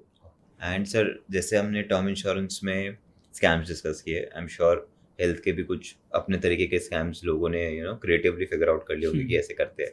तो what are those scams? सबसे बड़ा स्कैम जो हेल्थ इंश्योरेंस में होता है वो अगेन इसमें ही होता है कि कैसे बेचा जा रहा है. राइट. तो आपको ये प्रॉमिस किया जाता है कि आप कुछ भी मेंशन मत करो, आप ऐसे ही पॉलिसी ले लो. Right. आपको सब मैं बता रहा हूँ यहाँ पे 4 जगह पे क्रॉस करके दे रहा हूँ. जैसे बैंक अकाउंट ओपन किया जाता है वैसे आपको 4 जगह पे बोल रहे हैं कि साइन कर दो और बाकी सब फॉर्म मैं भर दूंगा. कोई टेंशन लेने की जरूरत नहीं है. सो that is what is being done. Disclosures नहीं किए जाते बराबर से. वो बंदा जो है पॉलिसी बेच रहा है उसका फोकस ये है कि पॉलिसी कैसे छप जाए, उसका प्रीमियम आ जाए कंपनी के पास और उसको कमीशन मिल जाए. So this is the biggest scam and this is the most widespread scam that happens in the health insurance space. Second है वो बहुत इंटरेस्टिंग है. इसमें ऐसे होता है कि आपका डेटा किसी के पास ऑलरेडी है, कोई तो कॉल सेंटर है जिसके पास डेटा ऑलरेडी है, पॉलिसी नंबर भी है, आपका नाम भी है, आपका एज भी है, आपका एक्सपायरी डेट भी है पॉलिसी का, वो आपको फ़ोन करता है before the expiry of the plan and tells you that आपकी ये, मैं वही कंपनी से बात कर रहा हूँ, तो सपोज आपके पास, ऐसे एग्जाम्पल के लिए बोल रहा हूँ कि HDFC अर्गो का आपके पास पॉलिसी है, तो आपको फ़ोन आएगा कि मैं HDFC अर्गो से बोल रहा हूँ, ठीक है, और मैं बोलूँगा कि सर आपके पास ये प्लान है, ये आपका रिन्यूअल डेट है, मैं आपको बता देता हूँ कि आपका प्रीमियम जो है वो 40-50% से बढ़ रहा है, आपके प्लान में जो फीचर्स है वो सब कम हो रहा है, ये लिमिट्स बढ़ा रहे हैं हम, ऐसा सब कर रहे हैं, ऐसे करके एक फ़ोन आएगा just to scare you off from that plan. As soon as that call ends, in the next half an hour, you'll get another call from another insurance company saying that sir एक काम है sir, एक proposal है हमारे पास, आपने जो plan लिया था हमने सुना है कि इसमें लिमिट्स बढ़ गए हैं, इसमें आपके प्रीमियम्स बढ़ गए, तो हम आपको आसानी से इसको पोर्ट करके दे देते हैं ये नई कंपनी में. So the same call center is calling with two different people and trying to basically just fool you with some things. All this is fake. There is no such increase of premium happening. There is no such change of product happening. It's just a story being created so that you get scared and then basically you get you move into another plan. इसमें worst situation is this कि when you are moving from one plan to another plan, this is a very delicate situation. When a delicate kind of a time when a company A से आप company B में move कर रहे हो, the information of whatever is there in your plan and whatever your medical history है, आप जब ये प्लान खरीद रहे हो, खरीदने के बाद की जो मेडिकल हिस्ट्री है वो बहुत अच्छी तरीके से नई इंश्योरेंस कंपनी को पता चलना चाहिए. ये जो लोग होते हैं इनको तो जल्दबाजी होती है कि पॉलिसी कैसे भी छप जाए, तो ये लोग पोर्टेबिलिटी फाइल ही नहीं करते हैं और नया पॉलिसी इशू करवा देते हैं without any declaration. So a lot of people don't realize this and that there is no continuity benefit आपको जो मिला है, और क्लेम के टाइम पे पता चलता है कि आपको नई पॉलिसी मिली है तो सारे वेटिंग पीरियड्स फिर से शुरू हो गए. So this actually gives a lot of shock to senior citizens, vulnerable class, typically जो अनएडुकेटेड है या जो लोग ज़्यादा ध्यान नहीं देते ये सब चीज़ों में, फाइनेंशियली ज़्यादा अवेयर नहीं है, उनके साथ बहुत होता है ये. So before we end this, जैसे आपने टर्म इंश्योरेंस के लिए बहुत अच्छा फ्रेमवर्क हमको दिया था when we ended the discussion for term insurance, health के लिए भी आप एक अच्छा सा फ्रेमवर्क हमको दे दीजिए ताकि लोगों के माइंड में एक अच्छे वे में फिट बैठ जाए. Right. First thing is by health insurance when you don't need it. आप यंग हो तभी खरीदो because you will get the best option. Second is by the time you hit 30 you should have a minimum of 15 lakhs cover, and whatever you can afford, gradually you should upgrade that cover. Third is understand all the scope, the entire scope of the policy. क्या exclusions होते हैं, क्या waiting periods होता है, एक basic level पे है. मैं ऐसे नहीं बोल रहा हूँ कि आप पूरा उसका PhD करो उसमें, but एक अच्छे तरीके से उसको समझ लो, ये एक important चीज़ है. Insurance company भी अच्छे से choose करो. Ensure that you rule out the insurance companies which are unpopular and are known in the market for claims rejection on social media. And find an insurance company which has decent, good ratios. Right. For this, you can look at platforms that are available where you can see these ratios together and compare these policies. And the last thing is, which I always recommend, is have an expert who can actually guide you through this entire process. Because we spoke about so many things जिसमें बहुत सारी technicalities है कि आपको limits भी समझनी है, आपको रेशियोज भी समझना है, ये बहुत ज़्यादा कॉम्प्लिकेटेड हो जाएगा. फिर आपको एक बहुत इंपॉर्टेंट स्टेप है जो प्रपोजल फॉर्म अच्छे से भरना है. ये सारी चीज़ों में आपको एक एक्सपर्ट की ज़रूरत है, तो एक एक्सपर्ट आपके फ्रेमवर्क में होना चाहिए. That is where you come into the picture. Yeah, so we help there. Yeah, meaning we are an option that is available. We always say we are the second best option that is available, not the first best option available. First best will be someone who's in your circle, whom you know and who's known for claims. आप पहला choice उसको ही दीजिए because वो तो आपका मतलब आपको जानता है, तो वो तो और भी ज़्यादा अच्छा सर्विस देगा. अगर आपको नहीं मिल रहा है कोई, तो हमने मेहनत करके बहुत ज़्यादा मेहनत की हमने इसमें to create this kind of a community where we have these experts whom you can reach out to, talk to them, consult with them, finally decide if you want to buy from them or not, if you're convinced or not, but at least use them as a method for you to basically understand the policy well, and then if you're convinced, buy from them because they will help you at the time of claims also. So I think जैसे comprehensive plans होते हैं, comprehensive show बन गया around insurance, and a lot of people जो insurance नहीं समझते थे as a product, as its nature, वो इस वीडियो के बाद डेफिनेटली समझ पाएंगे. So thank you so much Mahavir sir. I think आपने हमारे साथ टोटल 2.5 से 3 घंटा शूटिंग की to get this episode out. So I am very hopeful that people will watch it till this point जब मैं ये चीज़ उनको बता रहा हूँ, and they will definitely make better decisions with regards to insurance, be चाहे वो टर्म प्लान हो या फिर वो उनका हेल्थ प्लान हो, and plus the add ons that are needed. So thank you so much कि आप इतना टाइम निकाल के आए और हमारे साथ आपने ये शो शूट किया. Thank you for having me Kunal.